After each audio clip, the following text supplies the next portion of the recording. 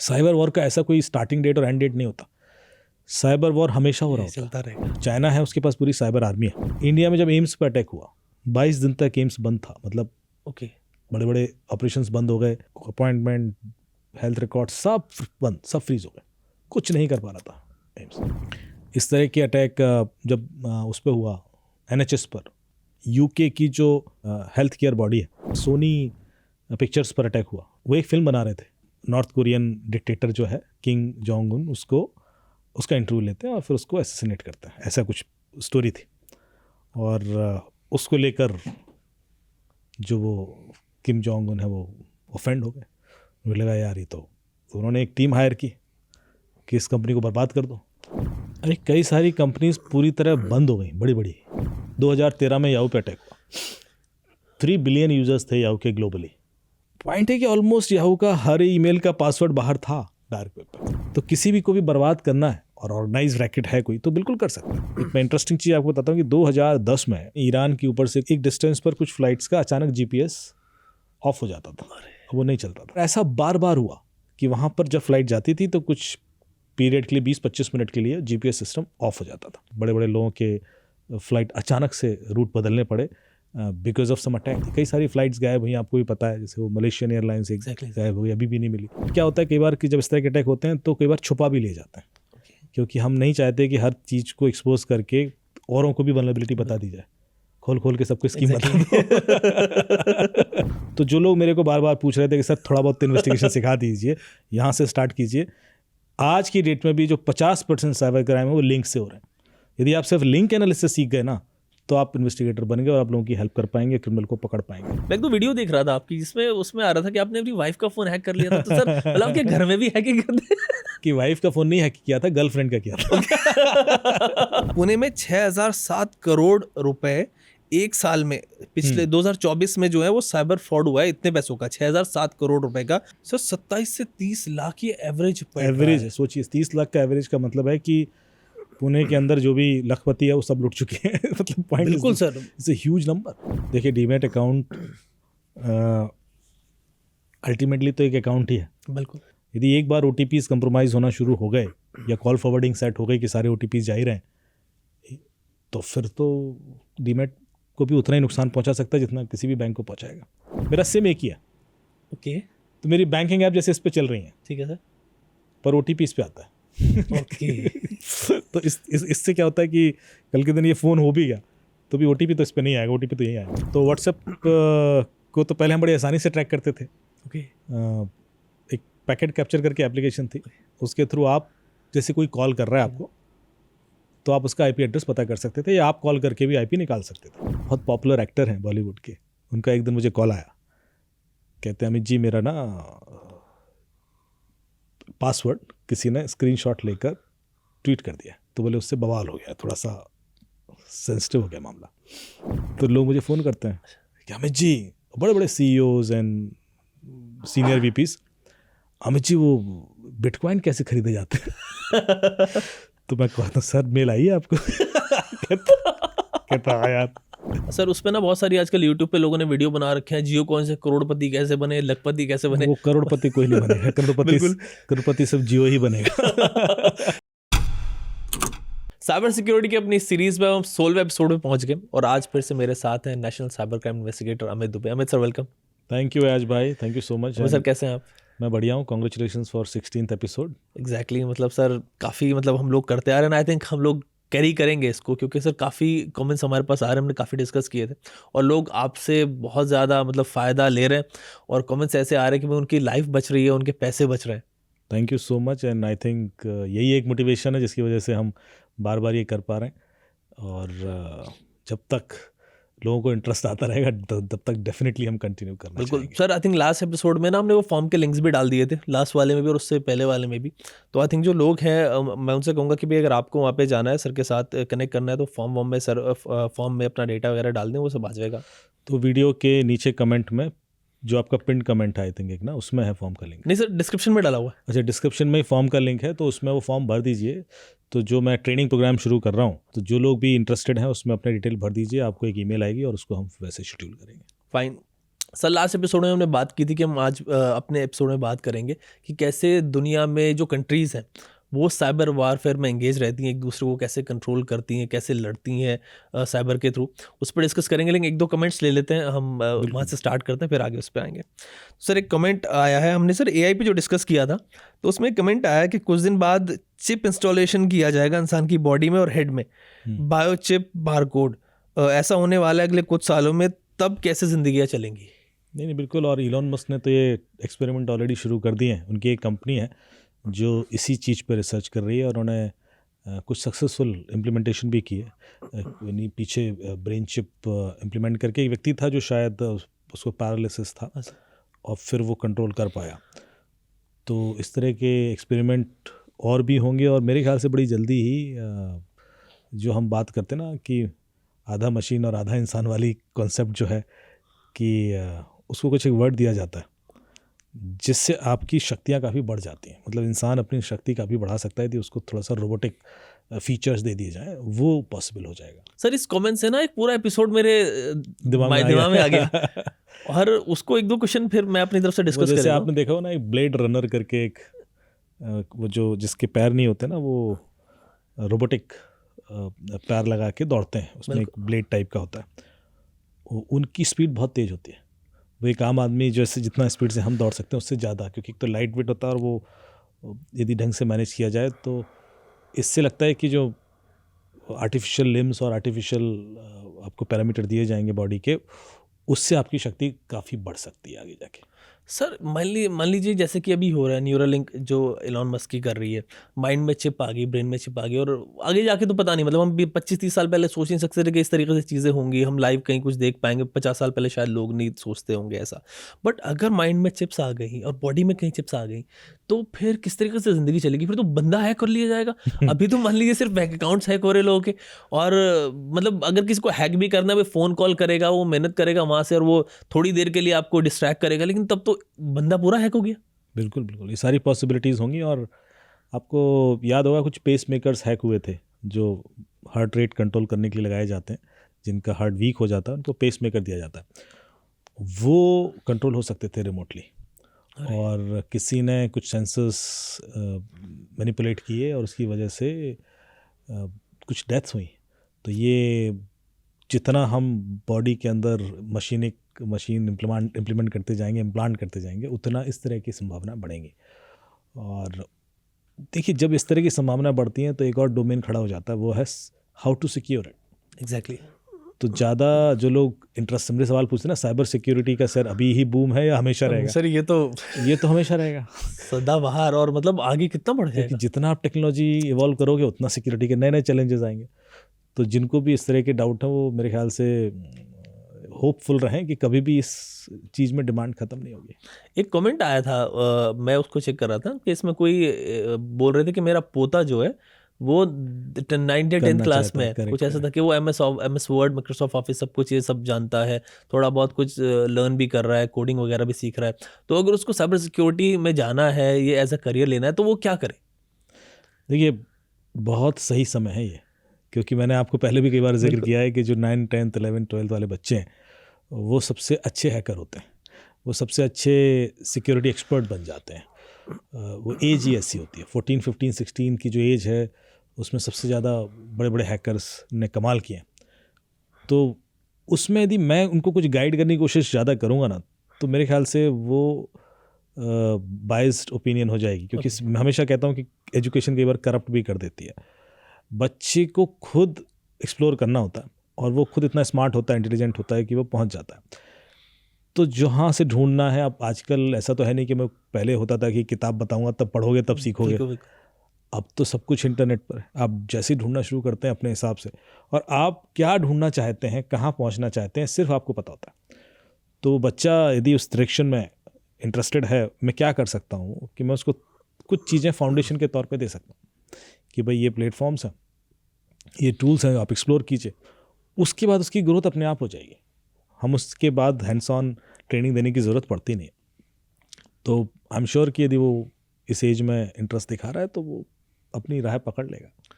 Fine sir, मैं वापस लौटूंगा उस क्वेश्चन पे और फिर से न्यूरोलिंक पे आपसे बात करूंगा कि मान लीजिए हमने ब्रेन में अपनी चिप लगा दी, इसके बाद क्या क्या खतरे हो सकते हैं इस चीज़ में, और क्या ये टेक्नोलॉजी जो है हमें डिस्ट्रक्शन की तरफ नहीं लेके जा रही? देखिए, अभी एक बवाल खड़ा हुआ जब ये ऑटोनोमस कार का कॉन्सेप्ट आया, ठीक है सर। टेस्ला वगैरह का, तो हुआ कि मान लीजिए ऑटोनोमस कार से एक्सीडेंट हो जाता है, तो कोर्ट में हम क्या डिस्कस करेंगे, बिकॉज ये गलती किसकी है? ये कार मैन्युफैक्चरर की है, कार ओनर की है, क्योंकि कार को तो आप पनिश कर नहीं सकते। तो किस तरीके से डिसाइड किया जाएगा? क्योंकि यदि कोई भी एक्सीडेंट होता है और कार की गलती से हुआ है या मैलफंक्शनिंग हुई है या किसी ने उसको, जो यूज़र है, सारी पॉसिबिलिटीज़ होती है, उसने कुछ ऐसा जानबूझ के करा दिया है, तो वही चीज़ इसमें होगी। आपकी बॉडी में कुछ ऐसे सेंसर्स हैं या कुछ ऐसे टूल्स हैं जो रिमोटली कंट्रोल हो सकते हैं, मान लीजिए, और उस वजह से कुछ हो जाए कि आपका हाथ चले और बिल्कुल आप किसी किसी का मर्डर हो जाए। बिल्कुल। अब आपने तो नहीं किया था, बिकॉज आप तो पार्शली किसी सिस्टम के थ्रू कंट्रोल थे। वो सारी डिबेट शुरू हो जाएंगी कि भाई इस सिचुएशन में किसको सजा दी जाए और किसको जिम्मेवार बनाया जाए। तो एक नई लीगल सिस्टम खड़ी होगी। Exactly sir. वो लीगल सिस्टम में वो लॉज होंगे कि यदि कुछ ऐसे लोग हैं जो आधे मशीन और आधे ह्यूमन है, तो उनके लिए क्या गाइडलाइन है और उनको किस परिस्थिति में एवेल्युएट किया जाएगा।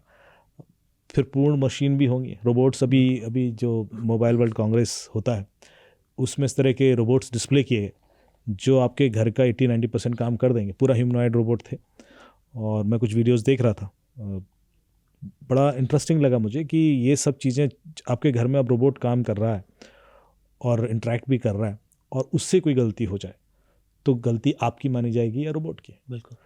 तो ये सारी सिचुएशंस के लिए लॉ और गाइडलाइन लाना समय पर बहुत ज़रूरी हो जाएगा, वरना ये मिसयूज़ तो होना शुरू हो ही जाएंगे। फाइन सर, कुछ खबरें भी मैंने पढ़ी थी अभी, जब से एआई वगैरह पूरा ज़्यादा मेन स्ट्रीम हो गया था, उसमें ना कुछ फैक्ट्री में रोबोट्स ने मार दिया लोगों को, वर्कर को मार दिया, उसके ऊपर डंप कर दिया सामान। तो ये सिचुएशन कैसे हैंडल होगी आगे जाके? जैसे आप बता रहे हैं कि मतलब लॉ बनेंगे, तो अभी क्या इसमें कुछ लॉ है या किस तरीके से? अभी कोई लॉ नहीं है, अभी तो एआई के लिए लॉ नहीं है। अभी तो एआई का इतना मिसयूज़ हो रहा है कि आप किसी की आवाज़ में भी कुछ कर देते हैं, वीडियोस कुछ भी बना देते हैं, तो कोई लॉ थोड़ी ना, उसके लिए कोई सज़ा नहीं है। तो सोचिए, रोबोट तो और भी ज़्यादा नेक्स्ट लेवल ख़तरे हैं। तो ये लॉ जब आएंगे और उससे पहले मान लो मिसयूज़ शुरू हो जाए तो सज़ा भी नहीं हो पाएगी। बिल्कुल। तो लॉ पहले लाने की ज़रूरत होती है, और उसके लिए हम वेट करते हैं नॉर्मली कि ग्लोबली क्या डायरेक्शन चल रहा है, और ग्लोबली ही लॉ नहीं है तो फिर इंडिया थोड़ा सा पीछे रह जाता है। जैसे डेटा प्रोटेक्शन लॉ जब GDPR आ गया, फिर यूएस में आ गया, फिर ऑस्ट्रेलिया में आ गया, उसके बाद इंडिया में आया, और it has become very late.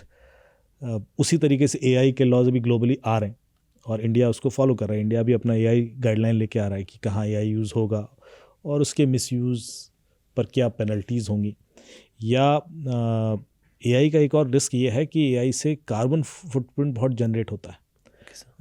जब कोई एक एआई मॉडल बनाया जाता है तो जितना उसमें इलेक्ट्रिसिटी बर्न होगी वो आमतौर पर यूएस में एक हाउस होल्ड की लाइफ लॉन्ग इलेक्ट्रिसिटी के बराबर होता है। ओके। जो अपनी ज़िंदगी भर में सिर्फ एक मॉडल में आप कह रहे हैं? एक मॉडल में। तो उससे क्या होता है कि यदि आप हर जगह एआई यूज़ करने लगोगे तो इतना आप अर्थ पर बर्डन डाल रहे हो, क्योंकि इतना आप इलेक्ट्रिसिटी कंज्यूम कर रहे हो, प्रोसेसिंग स्पीड कंज्यूम कर रहे हो।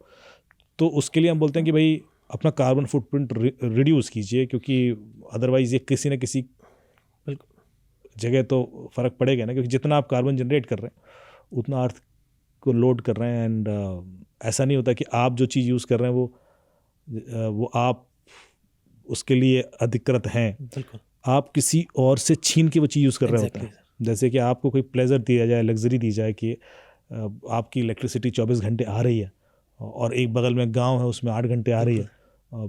तो ऐसा नहीं है कि आप चूँकि पैसा है इसलिए आप कर पा रहे हो, लेकिन वो तो अर्थ पर लोड आपकी वजह से ज़्यादा आ रहा है, उसकी वजह से नहीं आ रहा है, सफ़र तो वो भी करेगा ना, वो व्यक्ति जिसने इलेक्ट्रिसिटी कंज्यूम ही नहीं की। सो उसको बैलेंस करने के लिए भी लॉ लाने की ज़रूरत होती है, और मेरे ख्याल से अभी वो लॉ भी नहीं है हमारे पास। अभी भी हम डिस्पैरिटी देखते हैं कि एक व्यक्ति कितना भी पानी वो बिस्लेरी में नहा रहा है और दूसरा व्यक्ति को साफ पानी पीने को भी ना मिले। मेरे ख्याल से नेचुरल रिसोर्सेज में ही काउंट होता है। So electricity is also a natural resource for me, जबकि वो जनरेट होती है, लेकिन उसका प्रभाव प्रकृति पर पड़ता है। तो जो भी इकोसिस्टम में डिसबैलेंस क्रिएट कर रही हैं चीज़ें, मेरे ख्याल से उसके लिए लॉ बहुत ज़रूरी है। मैं एक तो वीडियो देख रहा था आपकी, जिसमें उसमें आ रहा था कि आपने अपनी वाइफ का फोन हैक कर लिया था, तो सर मतलब आपके घर में भी हैकिंग करते हैं?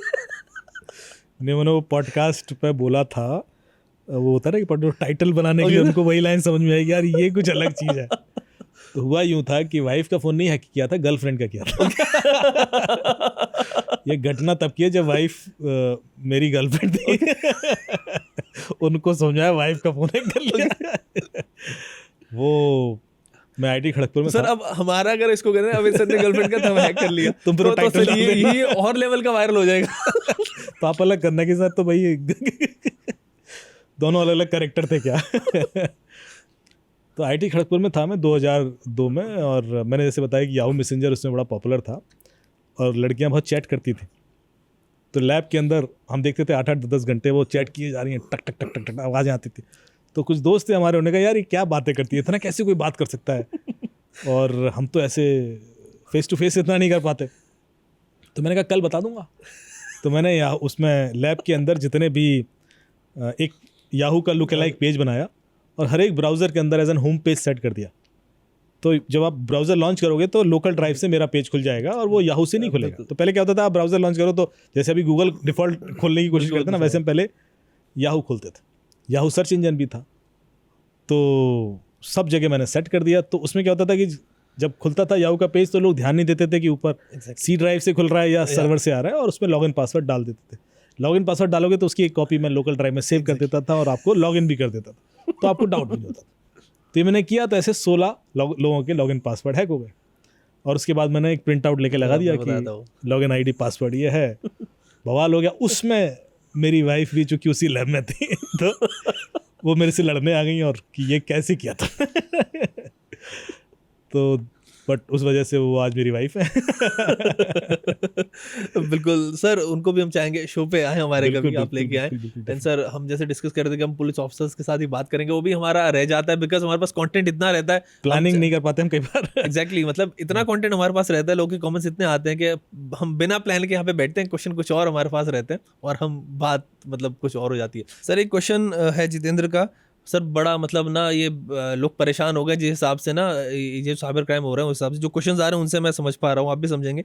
वो कह रहे हैं बैंक बैलेंस को सेव करने के लिए क्या कर सकते हैं सर? क्या एफडी में ट्रांसफ़र करने से कोई सेफ्टी है, या फिर वहाँ से भी मतलब जो बैंक अकाउंट पैसा निकल जाएगा? नहीं, 2-3 चीज़ें कर सकते हैं। देखिए, आप पहले तो मैंने आपको बोला कि बैंक अकाउंट से पैसा अपने आप नहीं निकलता, लेकिन हाँ डर ये है कि मेरे फ़ोन में कुछ इंस्टॉल ही हो गया गलती से, मैंने नहीं किया था, मेरे बच्चे ने कर दिया, कहीं मैंने कोई वाईफाई कनेक्ट किया उस वजह से कुछ हुआ, वो एक अननोन रिस्क रहते हैं। तो उससे बचने के लिए क्या कर रहे हैं कि आप अपने पैसे को डिवाइडेड रखें, 2 अकाउंट कम से कम रखें या 3 अकाउंट रखें।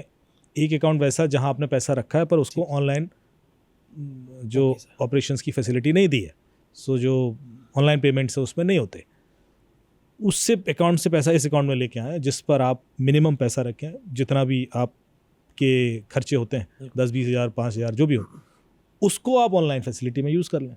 तो उससे क्या होगा, आपका रिस्क कम हो गया। पहले कल के दिन यदि कुछ भी होता है जो आपकी इग्नोरेंस पे हो जाता है तो भी रिस्क उतना ही है, 5,000 10,000 का होगा। जैसे मैंने अपने अकाउंट में लिमिट लगा रखी जो हर एक ऐप देती है, तो जो बैंकिंग ऐप है उसमें मैंने कि मेरा UPI का महीने दिन का 2,000 रुपये की लिमिट है, या मेरा जो कैश ट्रांजेक्शन्स का कैश विड्रॉल की लिमिट है कि इतना ही होगा, 5,000 से ज़्यादा कैश विड्रॉल करते नहीं, की ज़रूरत ही नहीं पड़ती, या मेरा ऑनलाइन पेमेंट भी यदि किसी को देना है तो एक लिमिट है। तो ये तीनों लिमिट यदि आप सेट कर देंगे तो भी रिस्क कम है। तो सर ये ऑप्शन जो है लोगों को कहाँ मिलेंगे? जो बैंकिंग ऐप होती है ना, जैसे कि SBI की ऐप है या कोटक महिंद्रा की ऐप है, उस बैंकिंग ऐप के अंदर होता है you can have transaction limits करके एक सेक्शन होगा। ट्रांजेक्शन लिमिट्स में जाएंगे तो उसमें कम से कम 10-12 ऐसी लिमिट होंगी, जैसे कि इंटरनेशनल ट्रांजेक्शन लिमिट्स, ये कहीं बाहर ना पैसा निकाल लें। इंटरनेशनल ट्रांजेक्शन में भी पॉस टर्मिनल की लिमिट जो टच लेस होता है, जैसे मेरी टच लेस की लिमिट है। इंटरनेशनल ट्रांजेक्शन में ऑनलाइन वेबसाइट पर जो आप पेमेंट करते हैं उसकी लिमिट, तो हर एक की लिमिट्स है, आप वो लिमिट सेट कर दें तो आपके रिस्क कम हो गए, तो सर उसके बाद उतना पैसा ही निकलेगा। ओके सर, संजीव हैं वो लिख रहे हैं सर ये लेवल और एक चीज़ और, सॉरी अब लोग सवाल करते हैं कि साहब वो जो बैंकिंग ऐप है वो भी तो उसी फ़ोन में है। एग्जैक्टली सर, करके दिन किसी ने मेरे फ़ोन को हैक कर ही लिया और कंट्रोल ले ही लिया, तो वहाँ से वो लिमिट चेंज कर देगा। बिल्कुल। और फिर नुकसान, एक मेरे ख्याल से पिछली बार हमने एक सवाल लिया था कि योनो ऐप्स में परमिशन ली exactly. और वो कैश विड्रॉल Cash एटीएम से withdrawal कर दिया, हुआ ना ऐसा। तो उसके लिए एक और लेयर ऑफ सिक्योरिटी आप ऐड ये कर सकते हो कि आपका जो OTP है उसके लिए जो सिम है वो दूसरा है। ओके। इस फ़ोन में, जैसे मैंने 2 फ़ोन रखे हैं, ठीक है। मेरा सिम एक ही है, ओके। तो मेरी बैंकिंग ऐप जैसे इस पे चल रही हैं, ठीक है सर। पर OTP इस पे आता है। ओके। तो इससे क्या होता है कि कल के दिन ये फ़ोन हो भी गया तो भी OTP तो इस पे नहीं आएगा, OTP तो यही आएगा। तो सर तरीका मतलब ये थोड़ा सा सेव हो जाएगा कि मान लीजिए एक ऐप है उसमें इंटरनेट कनेक्टेड है और फ़ोन है इंटरनेट कनेक्टेड है, उसमें हम अपना ऐप चला रहे हैं। आप सारी ऐप रखो, इससे हॉटस्पॉट बना के इस पे इंटरनेट चला लो, कोई दिक्कत नहीं। आपने एक फ़ोन रखा है जिस पे लिमिटेड ठीक है सर। एप्लीकेशन आप इंस्टॉल करते हो, लिमिटेड एक्सेस है, इस पर आप OTP मंगाते हो, लेकिन दूसरी ऐप में आप सब, दूसरे फ़ोन में आप सारा सोशल मीडिया भी कर रहे हो और सब चकीरस ज़्यादा, लेकिन उस पर OTP नहीं आता। That is good. मतलब ये सर ने एक तरीका ऐसा बता दिया, एटलीस्ट अगर आपके पास 2 फ़ोन आप रख सकते हैं तो ये काम कर लें। मतलब फिर तो सर मतलब क्या कहें, फिर तो बच ही जाएंगे लोग काफ़ी हद तक। देखिए, चांसेस हैं कि उसके बावजूद भी कुछ ना कुछ तरीके निकाल लेंगे क्रिमिनल, बट अभी जो हमें समझ में आ रहा है, मैं उस हिसाब से एक गाइडलाइन बना लेता हूँ कि भाई रिस्क कम हो गया। सिक्योरिटी में ना हमेशा हम कहते हैं कि हम रिस्क बेस्ड सोल्यूशन ही दे सकते हैं, एब्सोल्यूट सिक्योरिटी कुछ नहीं होती। जैसे जैसे हम इवॉल्व करेंगे, जैसे कि आज की डेट में जब हम ये वीडियो बना रहे होते हैं ना, तो हम 3 जनरेशन के लिए बना रहे हैं। एक जनरेशन है जो हमारी एज की है, बिल्कुल। एक जनरेशन है जो 2000 के बाद पैदा हुई है, एक जनरेशन है जो हमसे भी सीनियर है, और तीनों के रिस्क अलग अलग है। हम एक ही चीज़ से तीनों को सॉल्व नहीं कर पाते। ठीक है। कई बार क्या होता है, हम यहाँ वीडियो पे कुछ बनाते हैं और मैंने देखा कि वो जब इंस्टा पे जाता है तो कई सारे लोग कमेंट्स करते हैं उसमें, यार ये क्या बात है, ऐसे कैसे किसी ने स्क्रीन शेयर कर दिया, ऐसे कैसे किसी ने मतलब ये तो सर आप बिल्कुल मजाक कर रहे हो कि OTP ऐसे कैसे जाएगा। पर हम तो सारे रियल केसेस ही बता रहे हैं ना, हमने तो वही नाम ले लेके बताया ना कि इसके संग ऐसे ऐसा हुआ। वो जनरेशन है जो कर देती है ऐसा।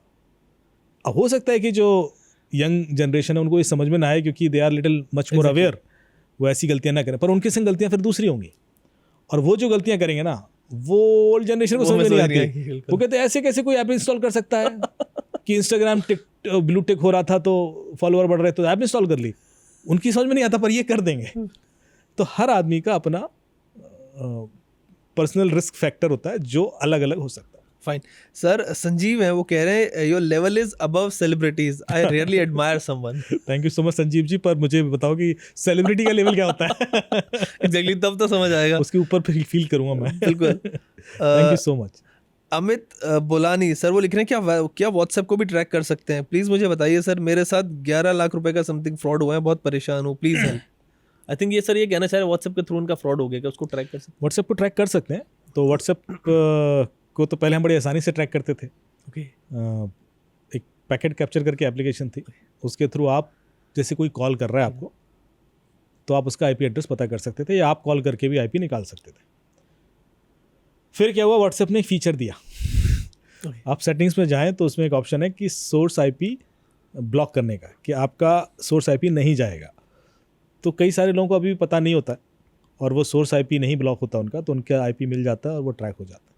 ठीक है सर, एक कमेंट आया है, एक सजेशन दे रहे हैं कि सर बेटिंग ऐप्स जो आजकल चल रही हैं उनके बारे में भी आप प्लीज़ बताएं, क्योंकि उससे बहुत फ्रॉड हो रहे हैं। सर आई थिंक उसके लिए तो आई थिंक एक पूरा एपिसोड अलग से हो जाएगा, काफ़ी वो एक सारा डिटेल, हाँ, क्योंकि मैं कुछ रियल केसेस डिस्कस करूँगा बैटिंग ऐप के नाम के साथ कि ये ऐप थी और ये था, क्योंकि बहुत सारे अलग अलग तरह के फ्रॉड हुए।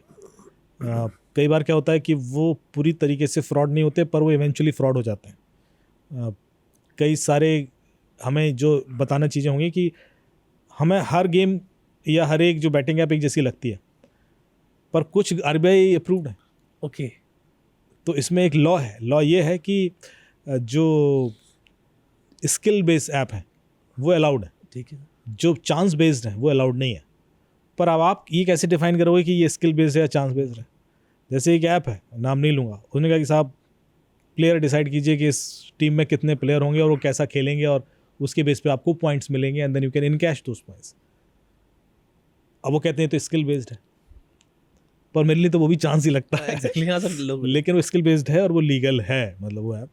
पर इस तरह की कई सारी ऐप हैं जो प्योर चांस है, गैम्बल ही है, वो पूरी तरीके से इलीगल है। तो इसको चेक कर लें एक बार, RBI की वेबसाइट पर ये लिस्ट है कि जो उन्होंने अप्रूव कर रखी है वो ऐप्स ही आप यूज़ करें तो ठीक है, नहीं तो रिस्क। सर एक क्वेश्चन है मुनफेद खान का। वो कह रहे हैं सर आजकल एक और स्कैम चल रहा है कलर प्रेडिक्शन गेम के नाम से। उसमें माइनर और सभी बच्चे लोग अपना पैसा गंवा रहे हैं। उस पर भी एक वीडियो बनाए। इस तरह की कई सारी चीज़ें चलती रहती हैं। देखिए अलग अलग घुमा फिरा के वो अलग अलग फ्लेवर में सेम कहानी प्रस्तुत करते हैं, चाहे वो ड्राई फ्रूट फ्रॉड हो, चाहे वो क्या कहते online social media likes comments के नाम पर पैसा कमाना हो, फीडबैक के थ्रू पैसा कमा लीजिए, कलर प्रेडिक्शन करके कमा लीजिए, व्हाटएवर है। तो वो कहानी थोड़ी सी बदल देते हैं, पर लालच देकर अल्टीमेटली आप ही लुटते हो।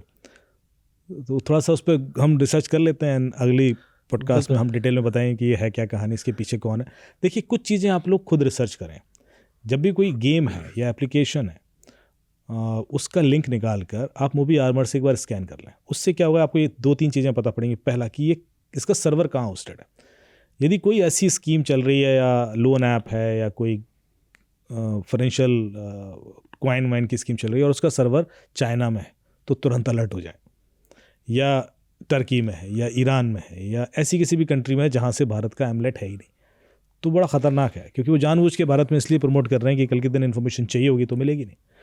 तो आप कोई कमर्शियल ट्रांजैक्शन ऐसी किसी जगह कैसे कर सकते हैं जहाँ से कल के दिन कोई दिक्कत आने पर आप हेल्प ही ना ले सकें।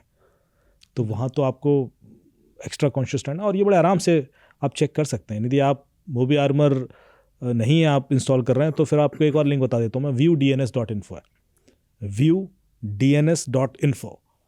ये इसमें करीब 30-40 टूल्स का इंटीग्रेटेड वेबसाइट है, बहुत अच्छी वेबसाइट है। और चूंकि आपने जिक्र किया तो मैं अभी थोड़ा सा इन्वेस्टिगेशन सिखा देता हूँ।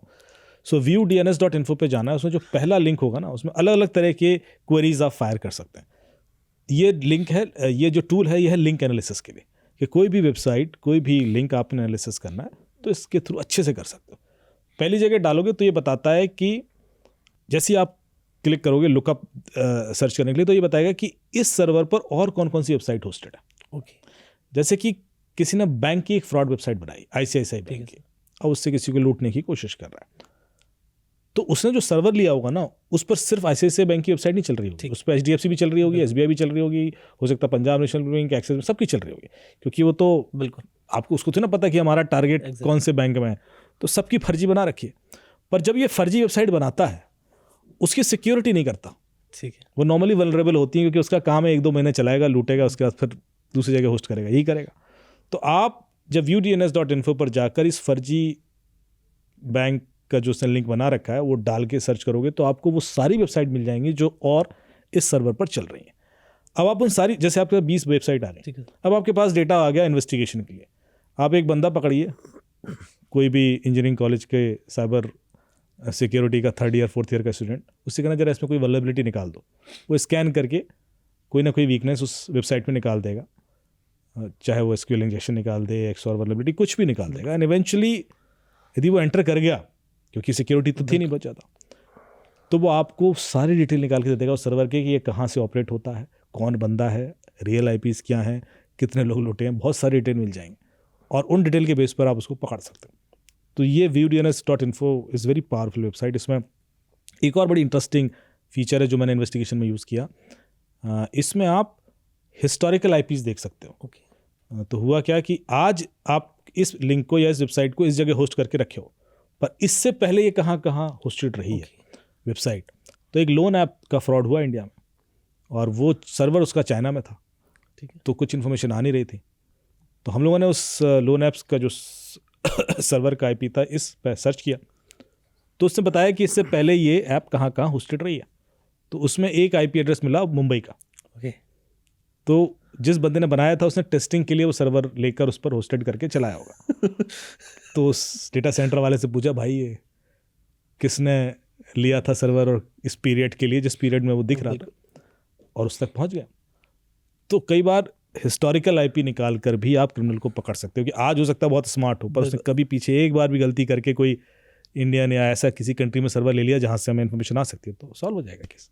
कि सर मतलब आपने बता दिया, जैसे आप इन्वेस्टिगेशन, लोग कहते हैं ना कि बताएं, तो वो भी बता दिया, लेकिन इसमें एक चीज़ और आती है, लोग बड़ा कहते रहते हैं। पिछली बार ही मैं कमेंट्स पढ़ रहा था कि सर ये तो इन्वेस्टिगेशन जो है, जो हम लोग बता रहे हैं, सब क्रिमिनल यूज़ करते होंगे। इवन तो हमने इसका आंसर कर दिया, लेकिन काफ़ी कमेंट्स इससे रिलेटेड आते रहते हैं हमारे पास। हाँ, और इसमें बहुत सारे टूल हैं। मतलब जो viewdns.info है, मेरी कोर रिसर्च टूल है। इसमें आप Iran firewall test, China firewall test सब कर सकते हो कि ये वेबसाइट चाइना में खुलती है नहीं खुलती है, ईरान में खुलती है कि नहीं खुलती है, कहाँ उस रेट है। बार की इन्फॉर्मेशन निकाल सकते हो किसी भी लिंक के बारे में। तो जो लोग मेरे को बार बार पूछ रहे थे कि सर थोड़ा बहुत इन्वेस्टिगेशन सिखा दीजिए, यहाँ से स्टार्ट कीजिए, आज की डेट में भी जो 50% साइबर क्राइम है वो लिंक से हो रहे हैं। यदि आप सिर्फ लिंक एनालिसिस सीख गए ना, तो आप इन्वेस्टिगेटर बन गए और आप लोगों की हेल्प कर पाएंगे, क्रिमिनल को पकड़ पाएंगे। तो ये viewdns.info आप, अच्छा हुआ जिक्र हो गया, और इसको आप यूज़ करें। बिल्कुल सर, साइबर क्राइम की हम बात करें तो उससे रिलेटेड एक क्वेश्चन है, एक कमेंट है साइबर सिक्योर जोन, मतलब यूट्यूब का नाम है उनका साइबर सिक्योर जोन है। वो कह रहे हैं please also start a course for Pakistanis, okay? By viewing all your episodes, I got too much knowledge, and I am the only student of cybersecurity in my area. I have almost given up this field, but again got motivated by your informative videos.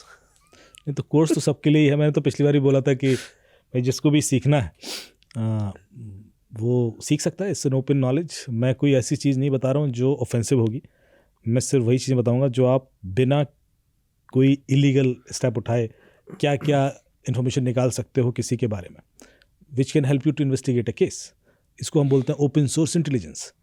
तो मुझे अयाज भाई के बारे में सब कुछ पता करना है, और बिना इनका फ़ोन हैक किए भी पता कर सकते हैं, है ना। जैसे कि स्टार्ट किया हमने haveibeenpawned.com से, तो उनके पासवर्ड निकल आए फिर थोड़ा सोशल मीडिया एनालिसिस कर लिया। तो इस तरह के बहुत से viewdns.info भी है, बहुत सारे टूल हैं जो हम सीखेंगे, और वो ओपन इंफॉर्मेशन, ऐसी कोई एक्सक्लूसिव प्राइवेट कॉन्फिडेंशियल चीज़ नहीं है। इसलिए आई एम ओपन, एंड जो भी सीखेगा वो भले के लिए यूज़ करे, लोगों को बताए। मेरे ख्याल से इससे अच्छा रिटर्न मेरे लिए और कुछ नहीं होगा। भाई सर, अभी डार्क वेब की बात आई तो उसमें एक सवाल मैं करूंगा, बड़ा क्यूरियस बन के थोड़ा सा, कि अगर किसी का पासवर्ड मुझे दिख गया कि यार इसका पासवर्ड तुम्हारा डार्क वेब पे पड़ा है जिसका पासवर्ड मुझे चाहिए, तो क्या मैं जाके वो निकाल सकता हूँ? कई बार तो हैश वैल्यू मिलती है आपको। Okay. उसकी जो पासवर्ड होते हैं ना वो हैश सेव होते हैं, एज इट इज़ नहीं मिलते, और कई बार मिल जाते हैं। तो वो डिपेंड करता है कि यदि आपको एक्चुअल मिल गया पासवर्ड तो बिल्कुल मिसयूज़ तो कर सकते हो। लोग क्या करते हैं नॉर्मली, अब यही बता दो, क्रिमिनल क्या करता है। क्रिमिनल यहीं से उठाते हैं आपके पासवर्ड उसके बाद आपको ईमेल करेंगे, Okay. डियर अयाज भाई, we have hacked your mobile phone और ईमेल आईडी व्हाटएवर, और ये आपका पासवर्ड है, देख लो। और हमने चूँकि हैक कर लिया आपका ईमेल आईडी, तो आपकी एक्टिविटीज़ भी मुझे देख पा रहा हूँ। फिर मैंने आपके फ़ोन में कुछ इंस्टॉल कर दिया है, और कल रात आप कुछ वीडियोस देख रहे थे और मैंने उसका रिकॉर्डिंग कर लिया है, और आप उसको देखते हुए मैंने एक अच्छा सा वीडियो बना लिया है, और वो वीडियो मैं अब सोच रहा हूँ कि आपके दोस्तों को भेज दिया जाए। और यदि आप चाहते हैं कि हम ऐसा ना करें तो ये बिटकॉइन वॉलेट एड्रेस है, इस पर $300-400 मांग रहा होगा। मतलब पैसा इतना कम मांग रहा होगा कि आपको लगेगा कि यार दे दो तो लोग मुझे फ़ोन करते हैं कि अमित जी, बड़े बड़े CEOs and senior VPs, Amit ji वो बिटकॉइन कैसे खरीदे जाते हैं तो मैं कहता हूँ सर मेल आई है आपको कहता है यार सर फर्जी है। नहीं वो पासवर्ड मेरा ही है। मैंने कहा हाँ आप ही का पासवर्ड हुआ। तो बोले हैक कर रखा है उसने। मतलब आप कन्विंस हो चुके होते हो पासवर्ड देख के, यार ये पासवर्ड कैसे उसको पता हो, पर नाउ यू नो। बिल्कुल, पासवर्ड तो पता हो ही सकता है, और पासवर्ड अकेले पता होने से वो आपके ईमेल में नहीं घुस सकता, क्योंकि वो तो 2 फैक्टर ऑथेंटिकेटेड है। ठीक है, मोस्टली मैंने बोल रखा है कि आप अपने 2 फैक्टर ऑथेंटिकेशन कर लीजिए, यदि नहीं है तो कर लीजिए, वरना तो जा ही सकता है। बट अदरवाइज सिर्फ पासवर्ड किसी को पता भी है तो आपको कोई खतरा नहीं है। सो ऐसे पैनिक होने की ज़रूरत नहीं है। फाइन। मतलब सर ने बताया कि मतलब किस तरह की चीज़ चलती है, तो अगर आपके पास भी ऐसा कोई मेल आ जाए तो मतलब ये वीडियो आपने अगर देखा हो तो आप सिक्योर रहेंगे, और इसको आगे भी फॉरवर्ड कर दीजिए ताकि लोग इस चीज़ से बच सकें।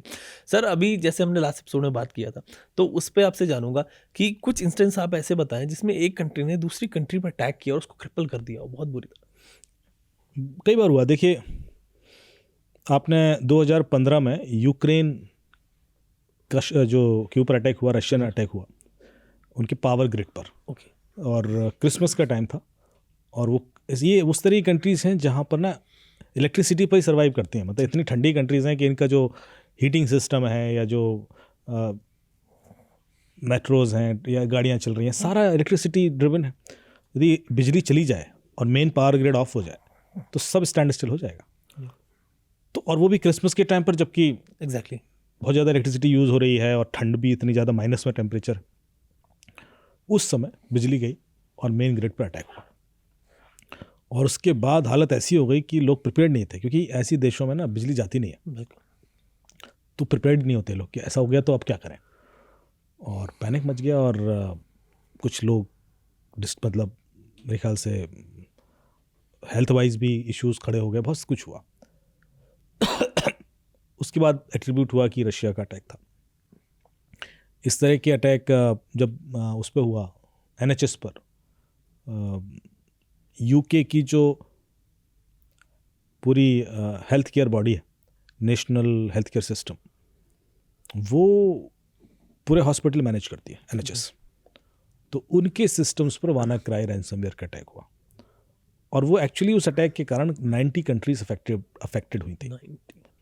और उसके बाद हालत ये हो गई थी कि ऑपरेशंस डिले हो गए, ट्रीटमेंट डिले हो गए, ये सब हुआ।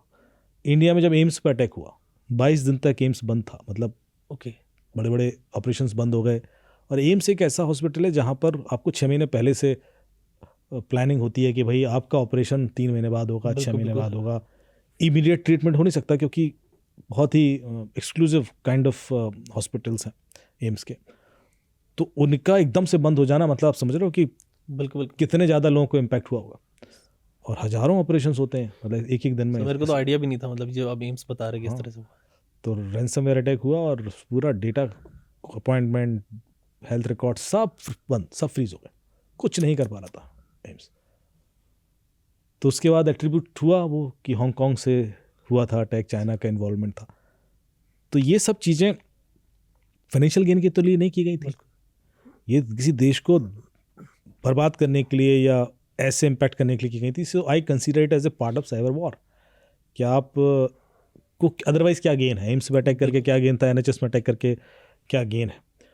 इसी तरह से नॉर्थ कोरिया के कई सारे अटैक होते हैं। आपको एक बड़ा इंटरेस्टिंग अटैक है, सोनी पिक्चर्स पर अटैक हुआ 2015 या 15 की ही बात है शायद। और वो एक फिल्म बना रहे थे, द इंटरव्यू करके। अच्छा, उस फिल्म में वो ये दिखा रहे थे कि दो पत्रकार हैं, वो इंटरव्यू लेने जाते हैं, और नॉर्थ कोरियन डिक्टेटर जो है किंग जोंग उन, उसका इंटरव्यू लेते हैं और फिर उसको असैसिनेट करते हैं, ऐसा कुछ स्टोरी थी। और उसको लेकर जो वो किम जोंग उन है वो ऑफेंड हो गए। मुझे लगा यार ये तो उन्होंने एक टीम हायर की कि इस कंपनी को बर्बाद कर दो। तो सोनी पिक्चर पर अटैक हुआ, और सोनी पिक्चर के सारा डेटा, सारे फाइनेंशियल रिकॉर्ड, सारे IP, सब कुछ डार्क वेब पे आ गए। इवेंचुअली उनको मेरे ख्याल से 450 मिलियन का नुकसान हुआ। मतलब इतना ज़बरदस्त झटका था कि आज भी उससे रिकवरी करना से नहीं उबर पाए।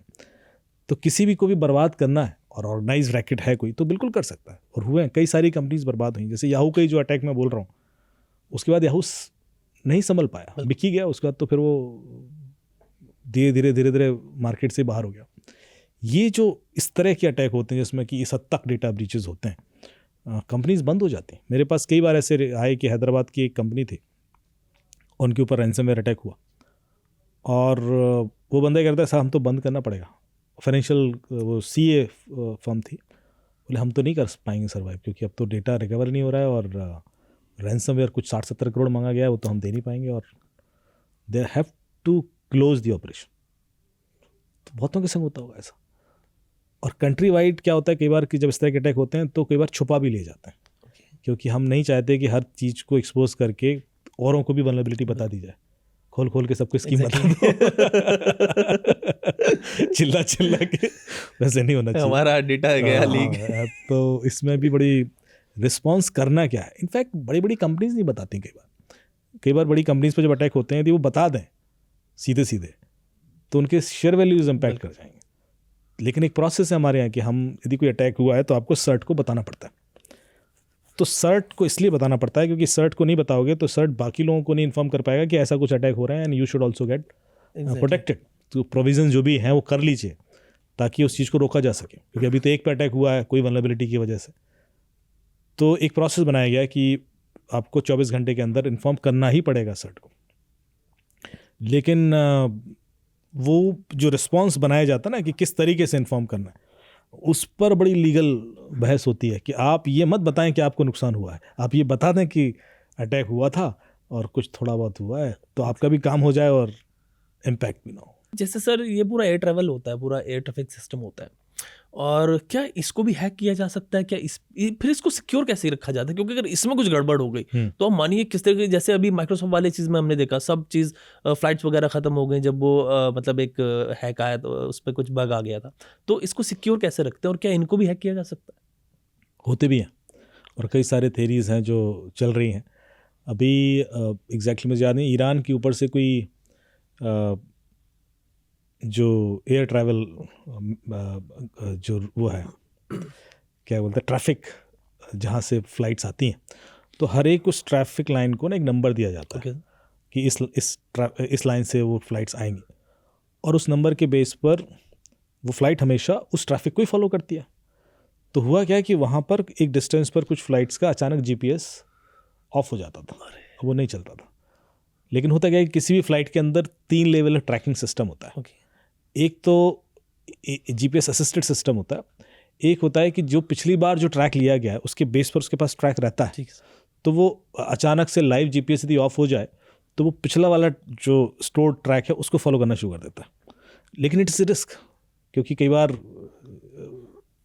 उससे भी गड़बड़ियाँ हो सकती हैं।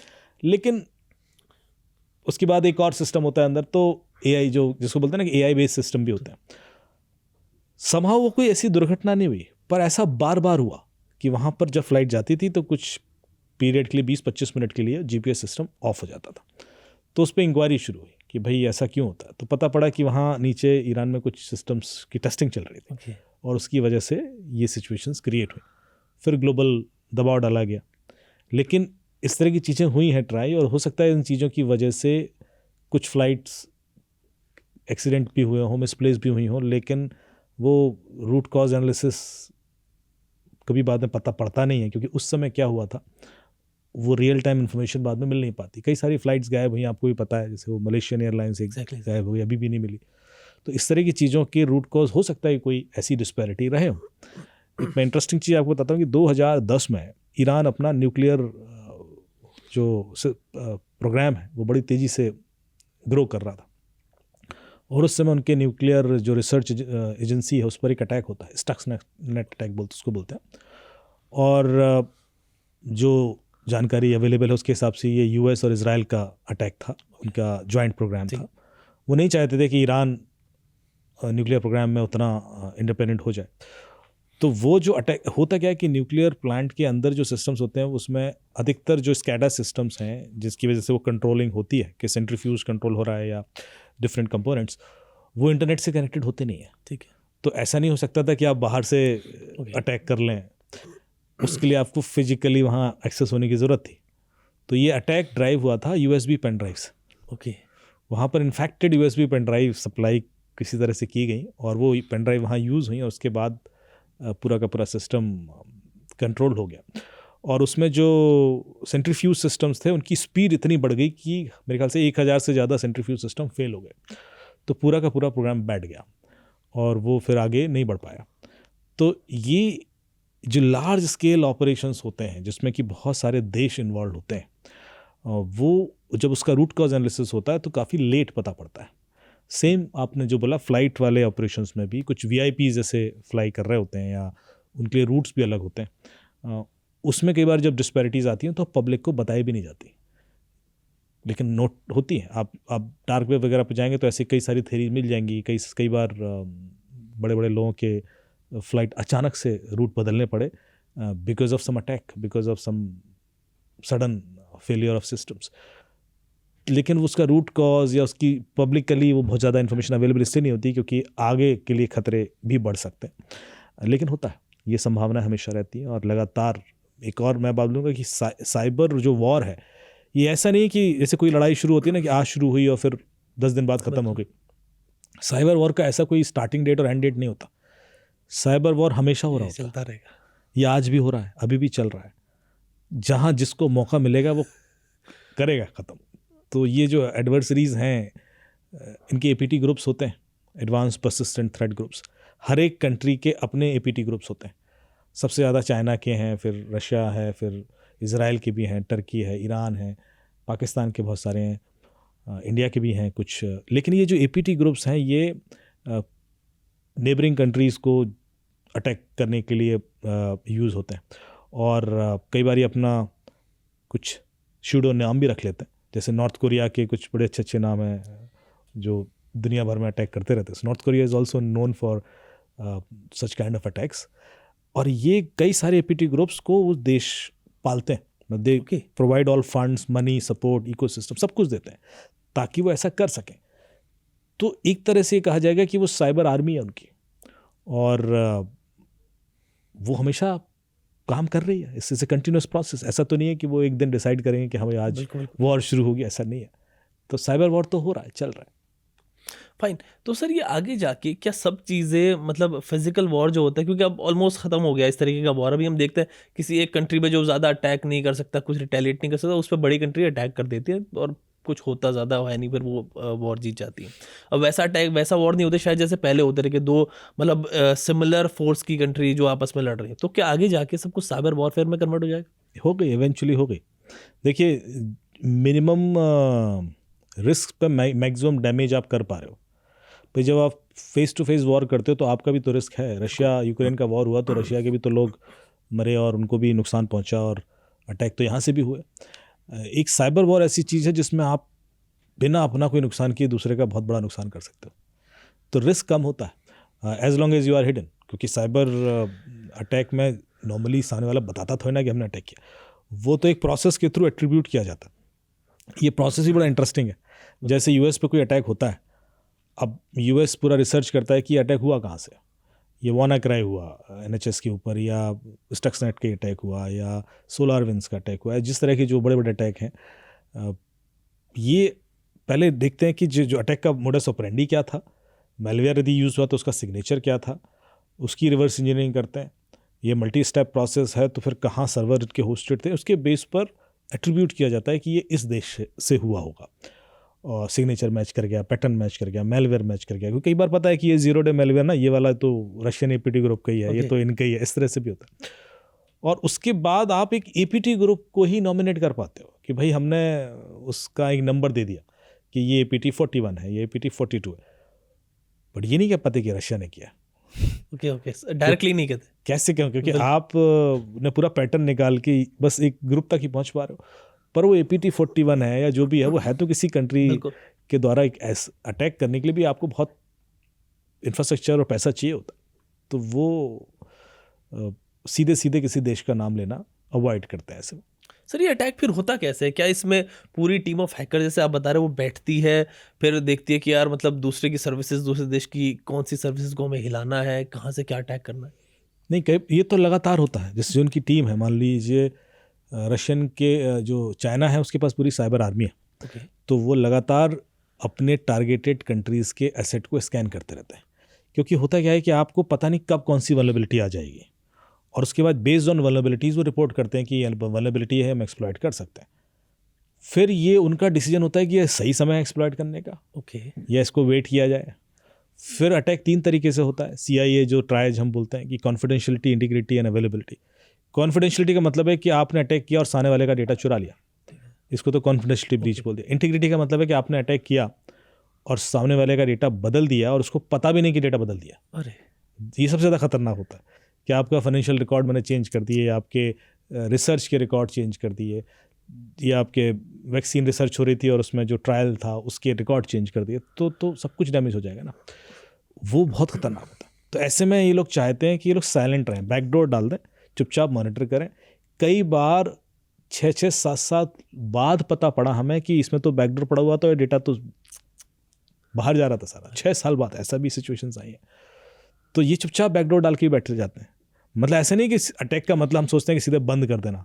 बंद कर देना पर्पज़ नहीं है। एग्जैक्टली। चुपचाप सुनना इज़ मोर खतरनाक क्योंकि आप सुन के कब उसको यूज़ करोगे वो तो आपके हाथ में है ना। और फिर तीसरा होता है अवेलेबिलिटी, कि आप उसको डाउन कर दो। जैसे IRCTC की वेबसाइट आपने देखा होगा अक्सर हाँ सर। डाउन हो जाती है। वो डाउन करने के का पर्पज़ ये है कि इनके नुकसान हो जाए, फाइनेंशियल फ्रॉड वो तो है ही, क्योंकि लोग यूज़ नहीं कर पाएंगे, और सिस्टम भी रेपुटेशनल लॉसेस भी हैं, हर तरीके से एक केओस क्रिएट हो जाए। तो ये जितने भी क्रिटिकल इंफ्रास्ट्रक्चर्स हैं किसी भी कंट्री के, न्यूक्लियर पावर प्लांट हैं, रेलवेज हैं, एयरपोर्ट्स हैं, हॉस्पिटल्स हैं, एनर्जी सेक्टर के सिस्टम्स हैं, इनको सबसे ज़्यादा टारगेट किया जाता है। फाइन सर, जैसे अभी आप बता रहे वैक्सीन, मतलब वैक्सीन कितनी इंपॉर्टेंट चीज़ है, अगर उसमें कुछ गलत हो जाए तो मतलब मान के चलिए पूरा देश क्रिपल हो जाएगा, और मतलब बिल्कुल। जिनको वैक्सीन लगनी है, जो दवाई लेने वाले हैं वो सब, तो कितना नुकसान हो जाएगा, मतलब उसके रिकॉर्ड्स भी टेम्पर हो सकते हैं। तो ये हुआ था ना, जब मेरे ख्याल से बायोकॉन पर अटैक हुआ, तो उस वजह से पूरा वैक्सीनेशन का प्रोसेस डिले हुआ, ओके। क्योंकि दोबारा ट्रायल वगैरह शुरू हुए। और ये होता है जब भी इस तरह की कोई चीज़ होगी, डाउट आ जाए, तो इसमें रिस्क नहीं ले सकते कि आप 1% भी डाउट है कि कोई डेटा मैनिपुलेट हुआ है, तो you have to go through again for the entire process. मतलब जो भी सर हमारे पॉडकास्ट देख रहे होंगे ना, उनको समझ आ गया साइबर सिक्योरिटी, ये जो पूरा ये जो चीज़ है ना, जस्ट वर्ड ही है इतना, ये मतलब इतना वास्ट हो गया कि हर जगह ये तो मतलब हर जगह ही है, और आगे जाके और कितना हो जाए, क्योंकि जब जितना टेक बढ़ेगा तो हर चीज़ में आपको ज़रूरत होगी ऐसे लोगों की जो ऐसी जो अटैक्स हैं उनको मतलब मुझसे बचा सके, कंपनी को मतलब सिक्योरिटी दे सके। अरे कई सारी कंपनीज पूरी तरह बंद हो गई, बड़ी बड़ी, मतलब ऐसे डैमेज हुए हैं लोगों के। याहू 2013 में याहू पे अटैक हुआ, 3 बिलियन यूजर्स थे याहू के ग्लोबली। 3 बिलियन यूज़र का मतलब आप समझ रहे हो कि यदि 3 बिलियन, 4 बिलियन लोगों के पास तो इंटरनेट ही है आज की डेट में, और 3 बिलियन रिकॉर्ड लीक हो गए, लॉगिन पासवर्ड सब कुछ। फिर 2014 में फिर हुआ उन पर अटैक, 500 मिलियन फिर लीक हो गए। पॉइंट है कि ऑलमोस्ट याहू का हर ईमेल का पासवर्ड बाहर था डार्क वेब पे। अब यदि किसी का ईमेल अकाउंट याहू पर है और 2 फैक्टर ऑथेंटिकेटेड नहीं है, तो उसको तो ओपन बिल्कुल चैनल है, वो तो कोई भी लॉगिन करके एक्सेस करे। तो ये हुआ था। जीमेल हैक हुआ था, जीमेल के कई सारे रिकॉर्ड लीक हुए और हैक हुए। फेसबुक पता होगा आपको हुआ। तो ये वो ऑर्गेनाइजेशंस हैं जिनके सिक्योरिटी बजट ह्यूज होते हैं। ये तो मल्टी मिलियन, कई लोगों के सिक्योरिटी बजट तो ऐसे इतने होंगे जो देशों के नहीं होंगे, लेकिन उसके बावजूद लीक होता है, डेटा ब्रीच होता है, कंप्रोमाइज़ होता है। फाइन सर, इसमें अभी हम जैसे बात कर रहे थे कि डार्क वेब पे चले जाएगा, इस पर हमने एक एपिसोड किया था, एक एपिसोड के हमने बात थोड़े एक पॉडकास्ट में हमने बात की थी, हम एपिसोड इस पे करेंगे, और क्योंकि लोग के कमेंट्स इस पे आ रहे थे। तो डार्क वेब पे जब डेटा लीक होता है तो वो डेटा यूज़ कौन करता है, क्योंकि आम आदमी तो उसको मतलब वो डेटा लेता नहीं है, क्योंकि वहाँ पे जाता नहीं है। इवन कुछ कंपनीज भी वहाँ पे जाके वो डेटा लेती नहीं। मान लीजिए मेरा पासवर्ड है, मेरा ईमेल आईडी है, वो डार्क वेब पे लीक हो गया, बहुत से लोग ये कहते हैं भाई लीक हो गया तो मेरा क्या फ़र्क पड़ रहा है, मतलब ऑलरेडी मुझे कोई फ़र्क नहीं पड़ रहा, उससे कुछ होगा क्या? देखिए ऐसा होता है कि फ़र्क तो पड़ता है। आप जितने बैंक्स हैं वो सारे डार्क वेब मॉनिटरिंग करते रहते हैं। 24 घंटे उनकी एक टीम होती है जो सिर्फ डार्क वेब मॉनिटरिंग के लिए होती है।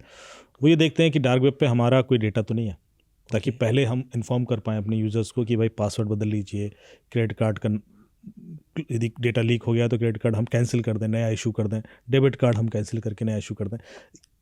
ये एक्शन टाइमली हो जाए। ऐसा ना हो कि डार्क वेब पे पड़ा है, अब आप कह रहे हो कि कोई ऐसे नहीं है कि आपका पड़ा और तुरंत कोई मिसयूज़ करेगा, पर आज नहीं तो कल मिसयूज़ हो सकता है, और जब भी मिसयूज़ होगा आपका तो नुकसान होगा। तो उससे पहले यदि हम वो एक्शन ले लें तो मिसयूज़ होने के चांसेस कम होंगे। इसलिए सारे बैंक्स मॉनिटरिंग करते रहते हैं। कई सारे लोग डार्क वेब से, इन्वेस्टिगेटिव एजेंसीज़ हैं वो डेटा लेती हैं, क्योंकि उनको ये डेटा लीगल प्रोसेस से नहीं मिल पा रहा है। जैसे मैंने कहा कि याहू के यदि सारे पासवर्ड मिल रहे हैं, अब उस ईमेल अकाउंट में क्रिमिनल के भी ईमेल अकाउंट है। बिल्कुल सर। और मुझे क्रिमिनल का पासवर्ड चाहिए, और मुझे चुपचाप डार्क वेब से मिल जाता है, मैं देखकर लॉगिन करके, if it is not 2 factor authenticated, मैं चुपचाप अपना ऑपरेशन करता रहूँगा। तो लिसनिंग बढ़ जाती है एजेंसीज़ की। तीसरा है कई बार कि डार्क वेब पर कंपनीज इसलिए जाती हैं क्योंकि सामने वाले का डेटा पड़ा हुआ, जो हमारी कॉम्पिटिटर है, तो हमें उसके सिस्टम, पॉलिसीज़, फाइनेंशियल्स, रिसर्च, बहुत सारी इन्फॉर्मेशन मिल जाती है, और उसकी वजह से हम अपने आप को एक एज दे सकते हैं, कॉम्पिटिटिव बेटर करने की कोशिश भी कर सकते हैं, या उनको नुकसान पहुंचा सकते हैं, ये भी होता है। तो डेटा की तो वैल्यू है, ऐसा नहीं है कि डेटा यदि डार्क वेब पे जा रहा है तो डंप हो रहा है। बहुत सारे लोग उस डेटा को खरीदते हैं और उसकी प्रॉपर बोली भी लगती है। कई बार तो आपको सिर्फ सैंपल डेटा दिया जाएगा। डार्क वेब का प्रोसेस ही है कि भाई ये डेटा है, ये सैंपल डेटा आप चेक कर लीजिए, और ख़रीदना है तो फिर ये $5,000 है, $10,000 है, पे कर दीजिए। तो सैंपल डेटा को देखकर भी रिसर्च होती है और देखा जाता है कि सैंपल डेटा क्योंकि आप कैसे वेरीफाई करोगे कि बंदा सच बोल रहा है? बिल्कुल। तो पहले आपने इंश्योर होना है कि सैंपल डेटा ही सिर्फ लीक ना हुआ हो और बाकी तो इसके पास कुछ है ही नहीं, एग्जैक्टली। और आपने दे दिया $10,000। ये भी पॉइंट है। पूरा रिस्क होता है। तो फिर एक टीम लगाई जाती है कि पहले वेरीफाई करो कि सैंपल डेटा प्रॉपर है कि नहीं। तो एक बार क्या हुआ, एक आरोग्य सेतु का ही डेटा लीक हुआ शायद। आरोग्य सेतु। तो मुझे इन्फॉर्मेशन आई कि साहब ये है और चेक करो। अच्छा, मैंने आरोग्य सेतु का सिक्योरिटी ऑडिट किया था, तो मुझे था कि उसमें तो कोई ऐसी वल्नरेबिलिटी नहीं होनी चाहिए कि डेटा लीक हो जाए। तो मुझे कॉल आया मीटी से, तो मैंने चेक किया। मैंने कहा सर वो लीक डेटा दिखाइए एक बार। तो लीक डेटा उन्होंने मुझे शेयर कर दिया। मैं देखना शुरू कर दिया। मैं देखता जा रहा हूँ। तो अचानक मैंने नोटिस किया कि जो डेटाबेस है उसकी सेलेक्टिव फील्ड्स का ही डेटा है और कुछ फील्ड्स मिसिंग है। तो मैंने कहा यदि हमारे डेटाबेस से लीक होता तो ये हर फील्ड आती है इसमें। एग्जैक्टली। ये सिलेक्टिव फील्ड क्यों आ रही है? इसका मतलब ये कहीं और से गया है। अब ये देखिए कि ये सिलेक्टिव फील्ड का एक्सेस कहाँ किस किस को दिया गया था, तो उसके पास से क्या होता है। इस तरह से हमने इन्वेस्टिगेटिव अप्रोचेस लगाई और फिर पता पड़ा कि ये डेटा एक्चुअली कुछ डेटा का एक्सेस डॉक्टर्स को दिया गया था। ओके। और उनके क्रेडेंशियल से डेटा लीक हुआ। तो सर्वर हैक नहीं हुआ था। कई बार क्या होता है कि आप सेलेक्टिव डेटा तो दिखाते हो ना यूज़र को भी, वहाँ से लीक हो जाता है और वो उतना ही था। क्योंकि होता क्या है कि अब जैसे वैक्सीनेशन का प्रोग्राम चल रहा है तो 4-5 हज़ार लोगों को वैक्सीन एक हॉस्पिटल ने लगाई। अब उनके पास उन 5,000 लोगों का डेटा था, वो वहाँ से लीक हो सकता है। तो ये पॉसिबिलिटीज़ थी और उस वजह से वो सैंपल डेटा एक अच्छा चंक बन गया था कई सारे हॉस्पिटल का लेकर, और उसके बाद वो दिखाकर डराकर या लालच देकर कि आप बाकी खरीद लो हमसे ऑफ़र किया जा रहा था। तो ये भी एक इन्वेस्टिगेटिव पार्ट होता है, इन्वेस्टिगेशन का पार्ट होता है कि देखो कि जो सामने वाला बोल रहा है वो सच बोल रहा है या नहीं बोल रहा है। फाइन सर, क्या जैसे मान लीजिए किसी गवर्नमेंट का डेटा लीक हो गया डार्क वेब पे, तो क्या गवर्नमेंट भी उसको ब्लॉक करा सकती है, कराती है पैसे देके? कुछ ऐसा भी हुआ है कि भाई ठीक है, आप जो भी डार्क वेब पे पीछे हैकर बैठे हुए, ग्रुप बैठा हुआ है, उसको जो रैंसम वैंसम पैसे वो उससे मांग रहा है वो कि भाई तुम ये इतने डॉलर ले लो, बिटकॉइन ले लो, फला चीज़ ले लो, डेटा इसको डिस्ट्रॉय कर दो, कुछ ऐसा होता है? डार्क वेब से कुछ डिस्ट्रॉय करना पॉसिबल नहीं है। ओके। देखिए डार्क वेब है ही एनोनिमस, डायनेमिक है। डायनेमिक इन द सेंस कि वो किसी एक सर्वर पे होस्टेड नहीं है कि आपने कहा कि ये सर्वर डोमेन इसका ब्लॉक कर दो या क्या कहते हैं उस बंदे को लीगल कोई एक्शन ले लो, नहीं ले सकते क्योंकि उस बंदे की कोई आइडेंटिटी नहीं है। जो डोमेन है वो भी डायनेमिक है, जो उसका URL होता है यदि आप देखेंगे तो 16 कैरेक्टर और 56 कैरेक्टर का रैंडम नंबर होता है एंड .onion लिखा होगा। इसके अलावा जो वेबसाइट होंगी वो भी आज इस इंफॉर्मेशन इस पर है, इस फोरम पर, कल दूसरे फोरम पे होगी, and it is also distributed. जो पीछे का मैकेनिज्म है इट इज़ डिस्ट्रीब्यूटेड, एक ही IP पर होस्टिंग नहीं होगी। तो इस वजह से उसके खिलाफ कोई एक्शन लेना, उस पर डॉस अटैक करने मुश्किल हो जाता है। जो डिनायल ऑफ सर्विस अटैक है वो भी नहीं चलता। तो डार्क वेब एक इस तरह का है कि उसको ख़त्म नहीं कर सकते आप, वो डंपिंग यार्ड है, वहाँ तो रहेगा डेटा। तो और कोई लीगल चैनल है नहीं उसको इन्फॉर्म करने का। तो इस वजह से आपने जो करना होगा कि अब आपको ये पता है कि डेटा बाहर पड़ा हुआ है, अब वो मिसयूज़ ना हो आपके अगेंस्ट, तो आप क्या क्या कर सकते हो, आप वो एक्शन ले लो। एग्जैक्टली। जैसे आपको पता है कि अयाज भाई की सारी लोकेशंस डार्क वेब पर पड़ी है, अब मैं अयाज को बता दूं कि देख आपकी पिछले 20 साल की लोकेशन डिटेल्स वहाँ पड़ी हुई है, 15 साल की पड़ी हुई है, तो ये आप ध्यान रखना, कोई इसको लेकर आपको डराए धमकाए लालच दे तो आप कंफ्यूज मत हो जाना। तो आप कहोगे हाँ ठीक है। अब आपको कोई बोले कि अयाज भाई आप 15 तारीख को तो रेडिसन होटल में फलाने के संग बैठे थे, तो आप कहोगे ठीक है यार। एग्जैक्टली। अदरवाइज आप शायद बिल्कुल ट्रैप हो जाते। उसी तरीके से जैसा सेंसिटिव डेटा, फाइनेंशियल डेटा है या कुछ है, उस ये मानकर कि वो डेटा लीक है, अब मैं क्या कर लूँ ताकि मैं उसका रिस्क कम कर सकूँ, वो एक्शंस फिर हमें अपने एंड पे लेने होते हैं। तो सर इसमें मैंने देखा है कि जिस तरीके से कंपनी के थ्रू डेटा लीक होता है, मतलब मेरे को तो डार्क वेब कोई शायद आके मेरा डेटा नहीं लेके जाएगा, बट बड़ी बड़ी कंपनियां वहाँ के थ्रू मेरा डेटा ऑलरेडी लेके क्यों नहीं जाएगा? अच्छा। ऑलरेडी पड़ा होगा, आप चेक कर लो। ओके सर, कैसे चेक करेंगे ये भी आपसे पूछूंगा, लेकिन आप पहले ये बताएं कि एक बंदा अपने आप को कैसे सिक्योर करे कि उसका डेटा डार्क वेब पे ना हो, क्योंकि हैकिंग वैकिंग हमने काफ़ी बात की कि हैक ना करें, ये सब चीज़ें कर लें, लेकिन डार्क वेब इज समथिंग के वहाँ से तो कोई नहीं बच सकता। आपने कहा मेरा भी होगा, तो कैसे मैं खुद को सिक्योर रखूँ कम से? वो आपके हाथ में नहीं है। देखिए, डेटा दो ही जगह होता है, या तो आपके पास होगा या सर्वर पर होगा, ओके, है ना। सर्वर से डेटा लीक होता है, आपकी गलती से कम डेटा लीक होता है। आपकी गलती से लीक होता है, जैसे ऑटोफिल डिटेल लीक हो गए आपके, या आपने कोई एप्लीकेशन गलत इंस्टॉल कर ली थी, उसने डेटा लेकर लीक कर दिया, ये सब होता है। या फिशिंग अटैक हुआ था and you provided some of your details. लेकिन ये चांसेस सिर्फ 10 से 15% है।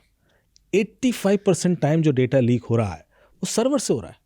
अब आपकी कोई गलती नहीं है। यदि याहू के 3 बिलियन लोगों के लॉगिन पासवर्ड लीक होते हैं और ईमेल भी लीक हो जाती है मान लीजिए, तो उसमें आपकी तो कोई गलती थी नहीं, वो तो आप कुछ कर ही नहीं सकते थे।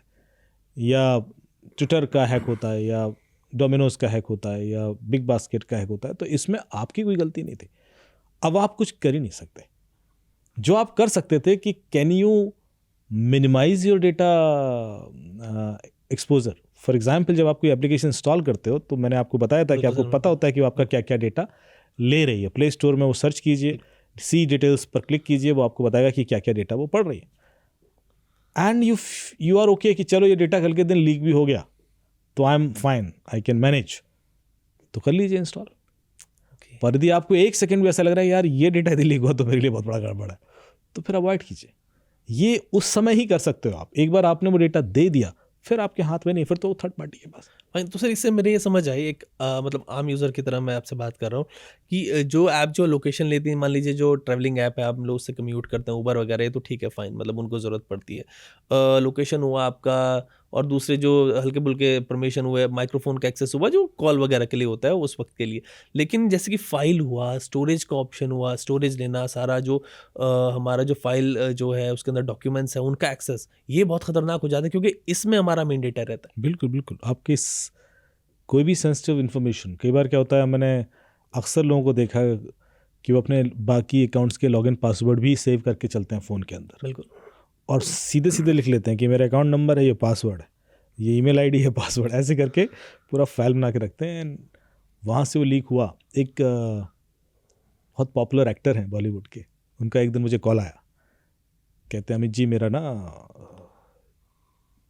पासवर्ड किसी ने स्क्रीनशॉट लेकर ट्वीट कर दिया। ओके। तो मैंने कहा फिर, तो बोले उससे बवाल हो गया, थोड़ा सा सेंसिटिव हो गया मामला। तो वो पूरा उसमें सोशल मीडिया पे हल्ला मचा हुआ था। मैंने कहा ठीक है चलिए, वो बवाल हो गया, लेकिन ये पासवर्ड लीक कैसे हुआ?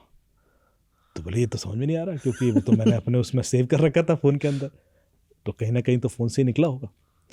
तो वो हमने फिर इन्वेस्टिगेशन किया, पता पड़ा कि उनके ही किसी नोन व्यक्ति ने किया था। लेकिन आपका पासवर्ड क्या है? It was little religious offensive password. समझ रहे हो, वो भी खतरनाक हो जाता है कि आपके बारे में ओपिनियन बनना शुरू हो जाएंगे। तो ये बड़ा सेंसिटिव होता है मामला, और इसको फ़ोन में रखना मेरे ख्याल से अवॉइड करना चाहिए। बिल्कुल सर, मतलब मैं भी, अगर हम लोग सब अपनी बात करें, अक्सर मैंने देखा है लोगों को क्या करते हैं, व्हाट्सएप पे अपना नंबर सेव कर लेते हैं अलग से, एक तो सबको आदत है, और जो भी नया पासवर्ड हुआ, जैसे आप बता रहे हो, फिर ये पासवर्ड और अकाउंट नंबर डाल दे, ताकि किसी को सर्च करना हो तो ऊपर उस अकाउंट का नाम डालने सर्च आ जाता है। तो ये बड़ा मुश्किल हो जाता है। जैसे आप बता रहे हैं कि भाई अगर कभी व्हाट्सएप हैक हो गया, कुछ ऐसा हो, तो सारा अकाउंट का जो पासवर्ड है वो चले गया। बिल्कुल बिल्कुल। और देखिए, जो सर्वर वाले डिटेल्स हैं, जैसे आपने कहा था चेक कैसे करना है, तो एक तो लिंक वही है haveibeenpound.com, HAVEIBEENPWNE.com। वहाँ पे अपना ईमेल आईडी डाल दें जो भी है, तो बता देगा कहाँ कहाँ पासवर्ड पड़े होंगे, या आपके अकाउंट डिटेल्स, लोकेशंस, एड्रेस के डिटेल्स। इसके अलावा आप मूवी आर्मर से भी चेक कर सकते हैं। मूवी आर्मर में भी ऑप्शन है कि आप लीक्ड डेटाबेसेस में, और भी बहुत सारे हैं। MI ब्रीच्ड करके भी एक MI ब्रीच्ड वेबसाइट भी है। तो इस तरह के बहुत सारे पोर्टल्स हैं जहाँ पर वो डार्क वेब के लीक डेटाबेसेस में सर्च करते हैं कि आपका ईमेल आईडी, मोबाइल नंबर या कोई भी पर्सनल डिटेल्स तो नहीं है, और दी है तो वो आपको प्रोएक्टिवली बता देते हैं। फाइन सर, अभी आपने बीच में न्यूक्लियर की हमने बात की थी कि कैसे वो सिक्योर रखे जाते हैं। तो जैसे कि मान लीजिए हमारी कंट्री है या बड़ी कंट्रीज़ है, तो वो लोग अपने न्यूक्लियर जो उनके वेपन्स हैं उसको कैसे सिक्योर रखते हैं? कैसे सिक्योर करते हैं तो मैं पूरी तरह नहीं बता पाऊंगा क्योंकि तभी सिक्योर है। बिल्कुल। ऐसे हम सबको बता देंगे कि ऐसे सिक्योर होते हैं तो मतलब नहीं है। लेकिन मल्टी लेयर सिक्योरिटी होती है, डायनामिक। देखिए किसी भी चीज़ को सिक्योर करना है तो सबसे ज़्यादा ज़रूरी होता है कि किसी को बताओ ही मत। एग्जैक्टली। ये तो सबसे बड़ी, बिल्कुल बिल्कुल। जितने कम लोगों को पता होगा तो वो ऐसे ही सिक्योर हो जाएगा। तो चूँकि मुझे नहीं पता है तो इसका मतलब है कि कुछ स्ट्रॉन्ग प्रोविजंस हैं। हम सिर्फ अंदाज़ा लगा सकते हैं बिकॉज मैं कभी भी किसी न्यूक्लियर फैसिलिटी के ऑडिट या रिव्यू के लिए नहीं गया। हाँ, मैंने जो अटैक हुए हैं वो पढ़े, जैसे मैंने आपको स्टक्सनेट का अटैक बताया, और भी बहुत सारे न्यूक्लियर पावर प्लांट पर अटैक हुए। लेकिन आइडियली कोशिश ये होती है कि जो सिक्योरिटी मैकेनिज्म है वो डिफेंस के थ्रू होता है।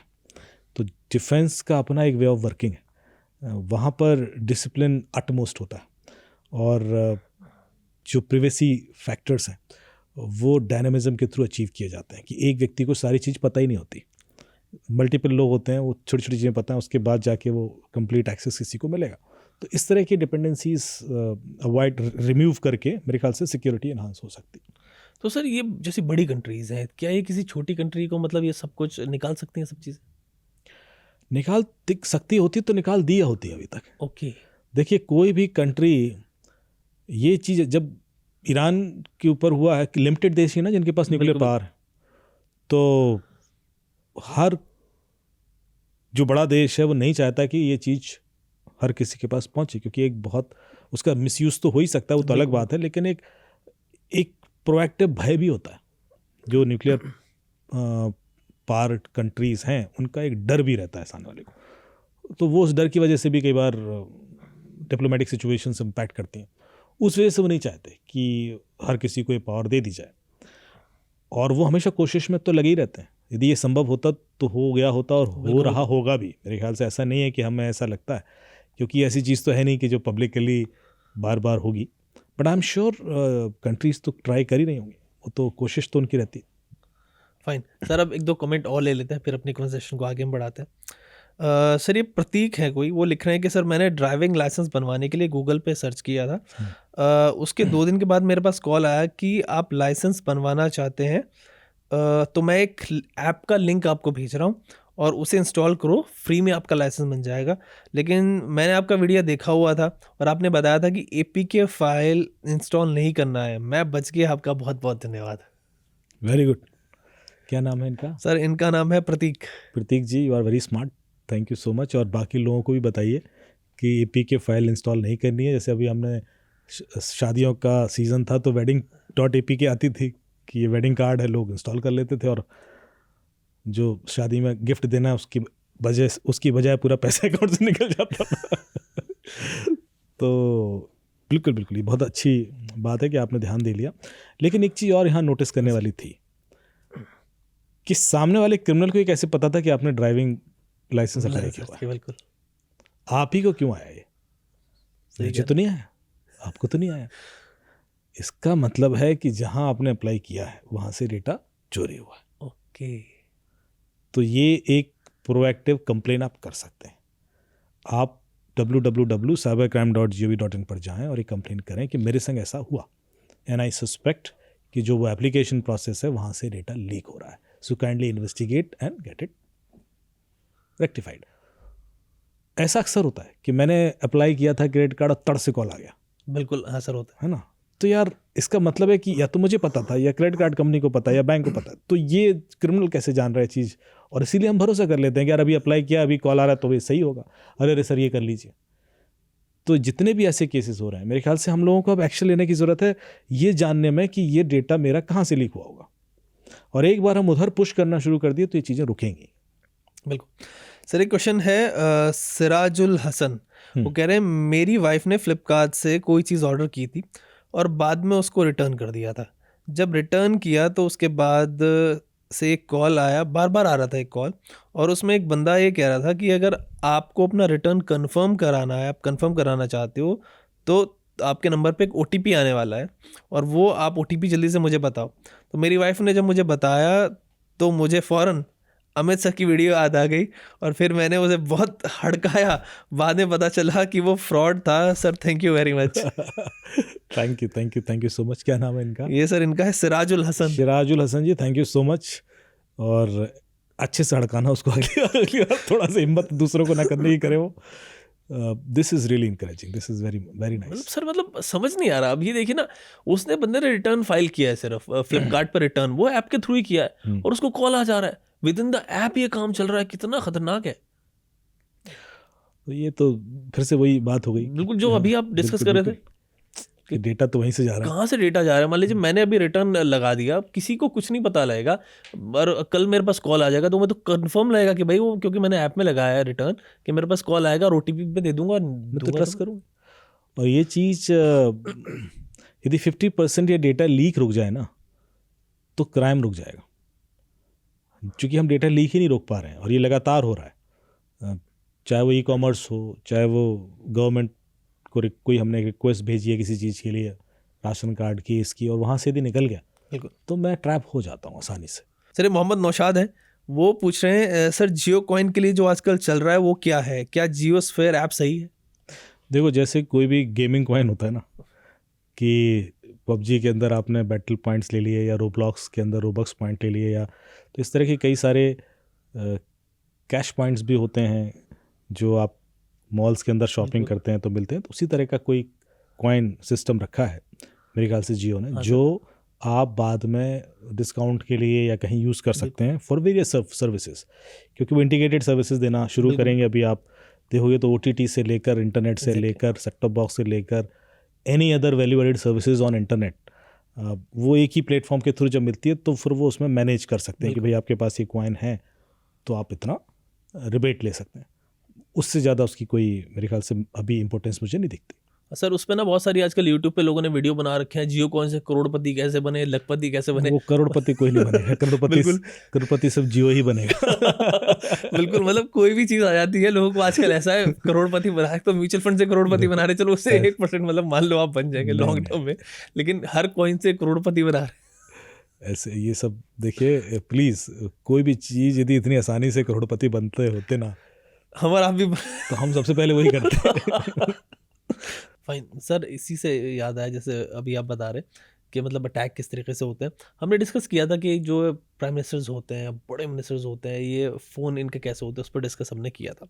अब एक से बताएं कि मान लीजिए जो भी ये फ़ोन यूज़ कर रहे होते हैं, इनका OS अलग होता है, क्या ये ऐप्स यही वाली यूज़ कर रहे होते हैं? ऐप्स जो सिंपल होती है, जैसे कि मान लीजिए व्हाट्सएप हुआ, टेलीग्राम हुआ, या iOS के लिए कोई अलग से ऐप आ गई, वो यही ऐप्स होती हैं? ऐप्स भी इनकी अलग होती है क्योंकि ऐप के थ्रू भी डेटा निकलता है? नहीं, देखिए होता क्या है कि जो इस तरह की सिक्योरिटी सिस्टम्स होते हैं वहाँ पर एक ही फ़ोन नहीं होता पहले तो, और कुछ प्राइवेट ऐप्स होती हैं जो आपस में कम्युनिकेशन के लिए यूज़ होती हैं, जो गवर्नमेंट के अपने चैनल्स द्वारा डेवलप होती हैं। वो सिर्फ उसके लिए हैं कि वो जो क्लोज लूप नेटवर्क है वही आपस में बात कर पाए। फिर इनके वैलिडेशन एंड अप्रूवल प्रोसेसेस होते हैं। तो ऐसा नहीं है कि अचानक से कोई आपको व्हाट्सएप पे कॉल लगा के कुछ ऐसे करेगा। पहले हाँ, आप उस क्लोज नेटवर्क के पार्ट हो तो हो सकता है, अदरवाइज़ नहीं होगा कभी भी। फिर सैटेलाइट फ़ोन्स भी होते हैं, जैसे जो इनके प्राइवेट सिक्योरिटी गार्ड्स होते हैं, जो प्राइवेट बोल रहा हूँ मैं, जो नेशनल सिक्योरिटी गार्ड्स NSG जो वगैरह, उनके पास सैटेलाइट फ़ोन्स वगैरह भी होते हैं, ताकि वो ऐसी परिस्थिति में कि कोई भी डाउट हो कि मेन नेटवर्क हैक हुआ है तो दे कैन स्विच टू, और वहाँ पर जो प्राइवेट कम्युनिकेशन होगा जो उस तरह का उसी पे होगा। तो मल्टीपल लेयर ऑफ कम्युनिकेशन इस्तेमाल होती हैं ताकि इस चीज़ को रिड्यूस किया जा सके। फाइन, मतलब बड़ा इंटरेस्ट रहता है ना यूट्यूब पे लोगों के PM के साथ कौन सा फ़ोन यूज़ करते हैं, वो तो क्यूरियोसिटी के लिए मैंने एक क्वेश्चन आपसे रखा। फ़ोन तो ऐसे ही होंगे, लेकिन हाँ उसमें सिक्योरिटी मेजर्स तो होंगे डेफिनेटली। सर एक क्वेश्चन लेते हैं, ये दीपू सिंह, ये कह रहे हैं सर मैंने बहुत बार आपसे सवाल पूछा है लेकिन कभी भी मेरा सवाल नहीं पूछा गया। सॉरी दीपू, मतलब हम लोग जब कमेंट स्कैन करते हो सकता है आपका कमेंट जो है वो निकल गया हो। वो कह रहे हैं कि अमित सर से ये पूछिए कि क्या डीमैट अकाउंट भी सुरक्षित है, डीमैट में पड़े शेयर सुरक्षित है या नहीं, क्योंकि डीमैट हैक करके क्या कोई शेयर बेच सकता है, पैसे निकाल सकता है? सर ये सवाल इसलिए भी इंपॉर्टेंट हो जाता है क्योंकि डीमैट आजकल ना बहुत ज़्यादा, मतलब हम देख रहे हैं बूम पे जा रहे हैं म्यूचुअल फंड, लोग बहुत ज़्यादा म्यूचुअल फंड में आ रहे हैं, डीमैट अकाउंट मतलब 4x 5x हो गया जितना 3-4 साल पहले थे। तो इनका सवाल ये कि क्या मान लीजिए अगर डीमैट अकाउंट में मेरे शेयर है, क्या वो भी शेयर कोई बेच सकता है? कर सकता है। देखिए, डीमैट अकाउंट अल्टीमेटली तो एक अकाउंट ही है बिल्कुल। और 2 फैक्टर ऑथेंटिकेटेड है, वो सब चीज़ें हैं, लेकिन इसके बावजूद यदि आप किसी तरीके से कोई गलती करते हैं और आप उसका एक्सेस किसी को दे देते हैं तो वो उस पर ऑपरेशन शेयर ट्रांसफ़र कर सकता है, वो सारी चीज़ें पॉसिबल हैं। हाँ, लेकिन उसमें होता क्या है कि हर चीज़ के लिए ना मल्टीपल ऑथेंटिकेशंस होते हैं, OTPs भी आएगा, सर OTP आता तो वो उस क्रिमिनल को आपको उस हद तक भ्रमित करना पड़ेगा कि वो सब चीज़ें आप कर रहे हो, या उसने आपके फ़ोन में कुछ ऐसी एप्लीकेशन इंस्टॉल कर ली कि वो सारे OTPs निकाल पा रहे हैं। सो अल्टीमेटली जो प्रोविजंस हैं वो तो OTP तक ही सीमित है। यदि एक बार OTPs कंप्रोमाइज़ होना शुरू हो गए या कॉल फॉरवर्डिंग सेट हो गई कि सारे OTPs जा ही रहे हैं, तो फिर तो डीमैट को भी उतना ही नुकसान पहुंचा सकता है जितना किसी भी बैंक को पहुंचाएगा। तो सर मतलब ये कि अगर कोई ऐसी ऐप APK के थ्रू उसने इंस्टॉल करवा दी कि जिसके थ्रू वो सारा स्क्रीन रिकॉर्ड जो है वो उसके पास जा रहा है, तो जो भी आप OTPs जो आ रहे हैं SMS वगैरह वो फॉरवर्ड हो जाते हैं उस तक, तो वो पढ़ सकता है। तो पढ़ सकता है, तो हो सकता है। ओके सर, एक क्वेश्चन है, कमेंट आया है अभिजीत का। वो कह रहे हैं, hey Amit sir, my friend just lost 5.5 crore, need your help urgently, kindly let me know how to contact you please please. 5.5 crore. तो थोड़ा डिटेल भेज दीजिए, मेरे जो ईमेल आईडी पर मैंने बता रखा है cyberdube02@gmail.com पे भेज दीजिए। ठीक है, अब आई थिंक अभिजीत आप सर को भेज सकते हैं अपना डिटेल्स। सर एक क्वेश्चन है, वो डीमेट जैसा ही क्वेश्चन है लेकिन थोड़ा अलग है। इनका इन्होंने नाम क्या है वो थोड़ा दिया, फीडो TV करके इन्होंने अपना नाम लिखा हुआ है। सर मेरी बात का जवाब दो प्लीज़, इंडिया में पोस्ट ऑफिस में पैसा सेफ है या नहीं? अगर नहीं है तो कोई रिकवर हो सकता है या नहीं? सर मतलब मैं जो समझा उनके क्वेश्चन से वो ये थोड़ा कि मतलब क्योंकि इतना ज़्यादा हैकिंग वाला चल रहा है आजकल, बैंक अकाउंट लोगों के खाली हो जा रहा है। डीमेट पे भी क्वेश्चन था कि जो पोस्ट ऑफिस में डिपॉजिट करते हैं पैसा, पुराने लोग सब करते थे, तो क्या वहाँ पे भी सेफ है या वहाँ से भी हैक हो सकता है? देखिए, 2 चीज़ें समझिए। जितने भी क्राइम हो रहे हैं, कभी ऐसा नहीं हुआ कि अपने आप बैंक अकाउंट से पैसा निकल गया, कभी ऐसा तो नहीं हुआ ना, या आपका UPI ने अपने आप ट्रांसफ़र कर दिया हो पैसा, आप ही ने किया होगा। बिल्कुल, आपने पिन भी दिया होगा। हाँ, आप उस समय इस इल्यूजन में होंगे कि आप कुछ और रहे हो पर आपसे हो ये गया, या आपको लग रहा होगा कि हाँ यहाँ कुछ बेटर प्रोविजंस हैं और ख़रीदारी है या डिस्काउंट है और आपने कर दिया। सो यू वर ट्रांसफरिंग, आप सुरक्षा आपके ब्रेन तक है। मैंने हमेशा कहा कि criminal will never hack your devices to reach to you, they will always hack you to reach to your devices. तो आप पोस्ट ऑफिस में पैसा पड़ा है या किसी बैंक में पड़ा है वो उतना ही सुरक्षित है। लेकिन एक चीज़ और जो ऐड करूं कि पोस्ट ऑफिस का कम से कम अच्छी बात है कि कल के दिन कुछ भी ग्लोबल हैक होता है तो आप पैसा क्लेम कर सकते हो RBI से, बिकॉज आपके पास रिकॉर्ड है कि आपका इतना पैसा था। लेकिन यदि वो पैसा किसी क्रिप्टो में पड़ा हुआ है तो आप क्लेम नहीं कर पाएंगे क्योंकि उसकी कोई ऑथेंटिक बॉडी नहीं है।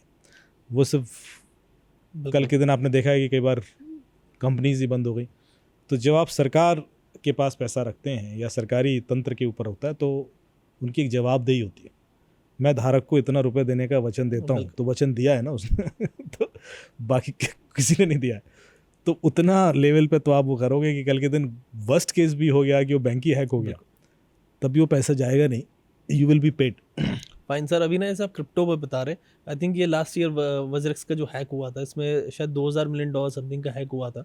और मैं पर्सनली जानता हूँ ऐसे लोगों जिनके 30-40 लाख रुपए चले गए, बताइए क्रिप्टो में, कुछ नहीं कर सकते आप, और वो कुछ नहीं कर पा रहे। अभी कंपनी क्या कह रही है कि भाई रीबैलेंसिंग करेंगे। फॉर एग्जांपल जो क्रिप्टो मेरे थे वो चोरी नहीं हुए, दूसरे वाले क्रिप्टो चोरी हुए, अब क्या होगा, वो मेरे में से उसको भर के देंगे।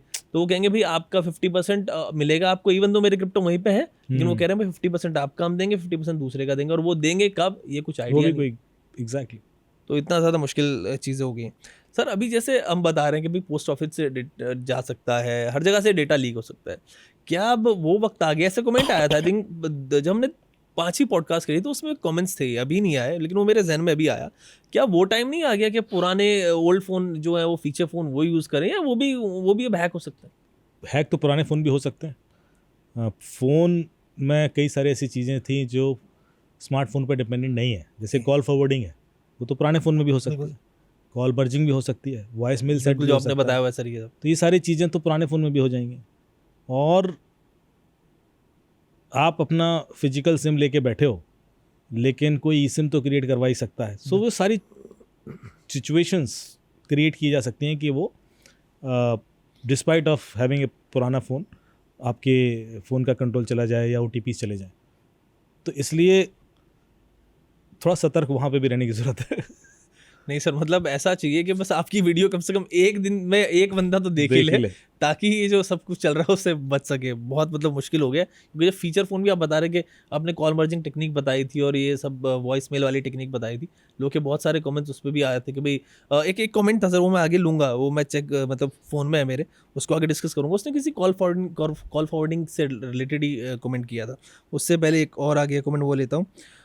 ये है शांतनु, वो कह रहे हैं अमित सर से पूछना था, अगर टेलीग्राम टास्क वाले स्कैम में कुछ टास्क करके पैसे मैं लेके निकल जाऊं, जो कि मुझे पता है कि स्कैम है, तो कोई रिस्क है क्या? अकाउंट फ्रीज होने का या पुलिस का या कुछ और? इवन तो हमने डिस्कस किया सर इसको, लेकिन अब इनके लिए फिर भी बता दें, बिकॉज ये कह रहे हैं I am big fan of yours Amit sir. क्या नाम क्या है? सर इनका नाम है शांतनु। शांतनु जी, पहले तो देख लिए, किसी भी अकाउंट से यदि आपको पैसा आता है ऐसी सिचुएशन में, तो वो फ्रॉडस्टर्स का अकाउंट होता है, और आज नहीं तो कल उस पर FIR होने वाली है। जैसी FIR होगी, उस अकाउंट से जिसको भी पैसा गया होगा वो सारे अकाउंट फ्रीज हो जाएंगे। अब आपको पैसा मिला होगा 150 रुपये, 200 रुपये, 500 रुपये, इससे ज़्यादा तो देगा नहीं कोई, लालच दे रहा है, लिए थे रे आता कि 600 रुपये। पर आपके अकाउंट में जो पैसे पड़े हैं, मान लो 50,000, 1 लाख, 2 लाख, 5 लाख, वो सारे ब्लॉक हो जाएंगे। और उसके बाद आपको एक कानूनी लड़ाई लड़नी पड़ेगी कि अपने ही पैसे आप निकाल पाएँ, क्योंकि आपने वो 150 रुपये अपने अकाउंट में गलत अकाउंट से ले लिए और पुलिस को नहीं बताया, तो फिर आपको ये लड़ाई लड़नी पड़ेगी। या तो आप पुलिस को प्रोएक्टिव, जैसे कई बार क्या होता है, लोग परेशान करने के लिए क्रिमिनल को बोल देते हैं जरा इनका अकाउंट फ्रीज कराओ, अरे तो 150 रुपये डलवा दिए, 500 रुपये डलवा दिए। और यदि आपको लगता है यार किसी अकाउंट से आए हैं, तो तुरंत अपने बैंक को एक ईमेल लिख दें कि ये पैसा मैंने नहीं लिया है और इसका कोई मुझे जानकारी नहीं है, तो फिर आप बच गए, क्योंकि आपने खुद ही डिनाई कर दिया, वो पैसा वापस उस अकाउंट में चला जाएगा या बैंक उस पर डिस्प्यूट रेस हो जाएगा। लेकिन आप चुपचाप 150-200 के चक्कर में बैठे तो फिर तो फंसोगे आज ही, तो कल आपके बाकी भी जाएंगे। बिल्कुल सर। एक कमेंट है, मतलब वो कह रहे हैं कि आप अपना चश्मा जो साइड में क्यों रखते हैं? हाँ, चश्मा इसलिए रखते हैं कि सर यार लाइट दो लगी है, उस पर ग्लेयर आता है, तो ग्लेयर उससे अवॉइड करने के लिए चश्मा उतार के रिकॉर्डिंग की जाती है। मतलब सर नोटिस करते हैं लोग ना हर चीज़। पर thank you so much for noticing it. Phone भी साइड में रखता हूँ। मैं भी हाथ में लेता हूँ, क्योंकि क्वेश्चन मुझे कमेंट्स जो है वो देख लेता हूँ, वहाँ से चेक कर लेते हैं। तो मतलब आप बस देखते रहिए हमें, और जो चीज़ें हम बता रहे हैं, अमित सर बता रहे हैं, उनको आप प्लीज़ डेली फॉलो करते रहें और लोगों तक पहुँचाते रहें, ताकि जितना भी ये सब साइबर फ्रॉड जो आजकल चल रहा है उससे लोग बच सकें। सर इससे साइबर फ्रॉड से मैंने जो अभी कहा, उससे एक चीज़ ध्यान आई मेरे, कि अभी एक रिपोर्ट में पढ़ रहा था, जिसमें था कि जो पुणे का एक रिपोर्ट थी कि पुणे में 6,007 करोड़ रुपए एक साल में, पिछले 2024 में जो है वो साइबर फ्रॉड हुआ है, इतने पैसों का, 6,007 करोड़ रुपए का। और इनमें जो साइबर क्राइम है वो 1504 रिपोर्ट हुए, 1504 साइबर क्राइम में 6,007। इसमें इवन दो एक चीज़ ये है कि मान लीजिए 2 केस ऐसे हैं जो 500 करोड़ 600 करोड़ के थे, वो GST फ्रॉड था, लेकिन फिर भी 446 करोड़ जो है वो 1500 और केस में गए हैं। इसमें हो गया मान लीजिए 27 से 30 लाख एवरेज। तो ये जो मैं आपको पहले पॉडकास्ट में बोला था कि जो मेरा अनुमान है कि 1 लाख करोड़ से ज़्यादा का फ्रॉड इंडिया में हर साल होता है, ये उसी ओर इंडिकेट हो रहा है, क्योंकि हर केस की रिपोर्टिंग चूँकि नहीं होती, बिल्कुल, और जो मेरे ख्याल से इन्फॉर्मेट जो रिपोर्टेड केसेस हैं वही 20-22 हज़ार करोड़ के आते हैं साल में। लेकिन ये डेफिनेटली 1 लाख या 1.5 लाख करोड़ भी हो सकता है। जब एक सिटी के अंदर आप 6,000 करोड़ बता रहे हैं, बिल्कुल, तो भारत एक बहुत बड़ा देश, इसका जो स्केल है वो बहुत बड़ा ज़्यादा है। सर 27 से 30 लाख ये एवरेज है। सोचिए 30 लाख का एवरेज का मतलब है कि पुणे के अंदर जो भी लखपति है वो सब लुट चुके हैं। मतलब पॉइंट, बिल्कुल sir, it's a huge number. क्योंकि 27 लाख अगर एवरेज आया, मैं सोचूं कि भाई 27 लाख मेरे से बोले, मेरे को 27 लाख रुपए नहीं कैसे ले जाएगा? तो मतलब कितना मतलब स्केल हो रहा है ये। और क्या सर यही हो रहा है कि जिसके पास ज़्यादा पैसे हैं, अमीर है, सिर्फ वही लूट रहा है इसमें? नहीं, देखिए होता क्या है कि जब 20-25 हज़ार लुटते हैं तो आदमी रिपोर्ट नहीं करता, अवॉइड करता, ठीक है, तो वो इन्फॉर्मेशन कभी रिकॉर्ड में आती नहीं है। जो बड़े अमाउंट है वो आते हैं, तो इसीलिए मैंने कहा चूँकि हर केस रिपोर्ट भी नहीं हो रहा है, इसलिए 6,000 करोड़ तो रिपोर्टेड केसेस का है। बिल्कुल, ये अकेला पुणे के अंदर 12,000 करोड़ होगा तो भी मैं आश्चर्य नहीं करूँगा। मतलब डेफिनेटली इससे जो ज़्यादा ही होगा, क्योंकि ऐसे 5,000, 10,000, 20,000 लुटने वाले भी बहुत है। मेरे पास पड़े केसेस पुणे की, एक बंदे ने कुछ मंगाया ऑनलाइन, वो आया नहीं, मेरे ख्याल से 4,000, 4,500 की डिवाइस थी, तो फिर लोकल पुलिस को दिया, लेकिन इस तरह के बहुत केसेस हो गए। तो सर इतना जब इतने स्केल पे हो रहा है तो गवर्नमेंट इससे बचने के लिए क्या कर रही है? इवन दो आप लगे रहते हैं गवर्नमेंट के साथ, बात करते हैं या आप जाते हैं इधर उधर इवेंट्स में जाते हैं, लोगों को अवेयर करते हैं, लेकिन गवर्नमेंट एज एन मतलब एज एन ऑर्गेनाइजेशन अगर गवर्नमेंट को हम ले लें तो वो क्या कर रही है एज अ होल? गवर्नमेंट देखिए, कुछ चीज़ें हैं जो गवर्नमेंट के कंट्रोल के भी बाहर होती हैं, कुछ चीज़ें हैं जो उन्होंने की। जो 3 चीज़ें बेसिक होती हैं कि किसी भी क्राइम को करने के लिए आपको बैंक अकाउंट, सिम कार्ड और मोबाइल फ़ोन चाहिए, और 2 में तो KYC ही होता है। तो पहले सवाल ये उठा कि भाई क्रिमिनल के पास एनोनिमस बैंक अकाउंट जा कैसे रहे, किसी और के नाम का बैंक अकाउंट क्रिमिनल कैसे ऑपरेट कर पा रहा है। तो इस चीज़ को रोका जाए, तो सारे बैंकों को बुलाया गया, एक मीटिंग की गई, फिर गाइडलाइन तय की गई। तो अभी क्या हो गया है कि बैंक अकाउंट खुलवाने में थोड़ा सा स्ट्रिक्टनेस हुई है, और अब इतनी आसानी से, पहले क्या था, आधार कार्ड के बेस पे आप आसानी से बैंक अकाउंट खुलवा लेते थे, बहुत ज़्यादा स्क्रूटनी नहीं होती थी, और एक बंदा हर बैंक में एक एक 2 अकाउंट चल रहे थे उसके। यहाँ पर अब वो थोड़ा सा रिस्ट्रिक्ट हो गया। इसी तरह सिम कार्ड, किसी के नाम से भी सिम कार्ड इशू करा लो, वो सरकार ने लिमिट कर दिया है। कंपनीज़ को जो भी लिमिट किया गया, कंपनीज़ भी शायद लिमिटेड सिम कार्ड इशू करा सकती हैं, जो पहले हज़ारों में करा लेती थी, अब 6 सिम कार्ड या 12 सिम कार्ड ऐसे कुछ कर दिया। तो उससे क्या हो गया कि क्रिमिनल्स के पास अभी सिम कार्ड की अवेलेबिलिटी और बैंक अकाउंट की अवेलेबिलिटी थोड़ी सी कम हो गई है। अब वो दूसरे ऑप्शंस यूज़ करने लगे। फ़ोन भी सरकार ने पूरा पोर्टल बना दिया कि चोरी का फ़ोन है तो आप तुरंत tefcop.sancharsathi.gov.in पर रिपोर्ट कर दो, तो वो इमीडिएटली ब्लॉक हो जाएगा। यदि फ़ोन ब्लॉक हो गया तो क्रिमिनल यूज़ नहीं कर पाएगा, वरना वो चोरी के फ़ोन ही यूज़ करते थे। तो तीनों जो रूट कॉज थे पहले वो टाइट करने की कोशिश की गई है। अब क्रिमिनल कर क्या रहा है, अब आपके पास कॉल आते हैं बाहर से, तो सिम कार्ड मंगा लेता है, मलेशिया, ताइवान, पाकिस्तान, दुबई के नंबर से भी आते हैं। लोग कहते हैं साहब, क्योंकि वो बंदा तो यहीं बैठा है, लेकिन वो सिम कार्ड अब बाहर का यूज़ कर रहा है क्योंकि यहाँ सिम कार्ड मिल नहीं रहा उसको। दूसरा, बैंक अकाउंट, अब वो क्या करता है कि किसी को लालच देता है कि यार पैसे कमाने हैं, किसी भी गरीब आदमी को, रिक्शे वाले को, ड्राइवर को, कि आप के अकाउंट में 5 लाख आएंगे, आप 20,000 रखो, बाकी इस अकाउंट में डाल देना, या ट्रांसफ़र कर लेना, या कैश दे देना। ऐसे केसेस हो रहे हैं। तो लोगों को भी थोड़ा सा सपोर्ट करने की ज़रूरत है सरकार को, कि ऐसा ना करें कि अपना अकाउंट किसी को रेंटेड सर्विस के लिए दे दें। ये बहुत सेंसिटिव होता है और उसके बाद बहुत बड़ी मुश्किल में फंस जाते हैं। कई सारे केस आए मेरे पास लोगों के कि साहब मेरा ड्राइवर था और गलती से उसके अकाउंट में 4 लाख आ गए और उसका अकाउंट फ्रीज़ हो गया। मैंने गलती से नहीं आ गए हैं वो गलती से 4 लाख कैसे आते हैं? बिल्कुल सर, हमारे सबके भी आ जाते हैं। हमें भी आ जाएं गलती से तो उसकी हेल्प कर दीजिए। तो आप लोग इस लालच में न फंसें, क्योंकि उसके बाद पुलिस की कार्रवाई आप पर भी हो जाएगी और फिर आपको ज़्यादा परेशानी होगी। सर हमने लास्ट टू लास्ट एपिसोड में डिस्कस किया था कि पुराने फ़ोन्स लेते वक्त क्या हमें सिक्योर मतलब चीज़ें देखनी चाहिए। तो अभी आपकी जब आप जवाब दे रहे तो इसमें आया कि मतलब वो जो चोरी के फ़ोन होते हैं वो लोग वहाँ यूज़ करते हैं। तो इससे एक सवाल मेरे जहन में आया कि हम जो फ़ोन बेचते हैं अपना पुराना, वो बेचते वक्त क्या क्या चीज़ें ध्यान रखनी चाहिए? क्योंकि मैंने बेच दिया, OLX पे डाल दिया, किसी को दे दिया, और वो जाके चले गए आगे क्रिमिनल के पास, और वहाँ से फिर इंक्वायरी हुई, फिर वो पता लगा मैंने बेचा था, तो फिर हो जाएगा भाई आपने कैसे क्राइम कर लिया। तो इसमें भी आप थोड़ा सा आइडिया दें। देखिए, पहली चीज़ तो आप जब भी किसी को बेचें तो ऑफिशियल चैनल के थ्रू बेचें। ठीक है। उसकी रिसीविंग हो, आपके पास रिसीट हो, बिल हो, कुछ तो हो, ताकि आप एविडेंस के तौर पे दिखा सको कि मैंने ये फ़ोन बेचा था। नहीं तो यदि आप ऐसे भी किसी को दे रहे हैं तो कम से कम एक सिंपल पेपर पे साइन तो करा लें कि भाई मैंने दे दिया phone, I am not owning this phone. तो उसका कुछ रिकॉर्ड लेके, उसका मोबाइल नंबर या उसका कोई भी आईडी प्रूफ लेकर एक साइन उससे भी करा लें कि भाई अब ये फ़ोन की ओनरशिप मेरे पास है। कल के दिन आपको कोई पुलिस या कोई कार्रवाई हो तो आप दिखा सकें कि भाई मेरी ओनरशिप नहीं। गाड़ी के संग भी ऐसे होता है, आप गाड़ी दे देते हो किसी को, बाइक थी पुरानी, आपने दे दी, अब उसने कुछ गड़बड़ कर दिया या उसने नहीं किया, उसकी चोरी हो गई, पुलिस अंत तो आप तक ही पहुंचती है। तो आपके पास कोई कागज़ होना चाहिए। यदि कागज़ नहीं है तो फिर पुलिस परेशान करेगी कि भाई मैं कैसे मान लूँ कि आपने दी थी, आप इन्वॉल्व नहीं है। बिल्कुल। कोशिश करें कि ऑफिशियल चैनल से करें। कई सारे ऑनलाइन प्लेटफॉर्म हैं जो प्रॉपर बिलिंग के संग ही करेंगे, तो वो करें।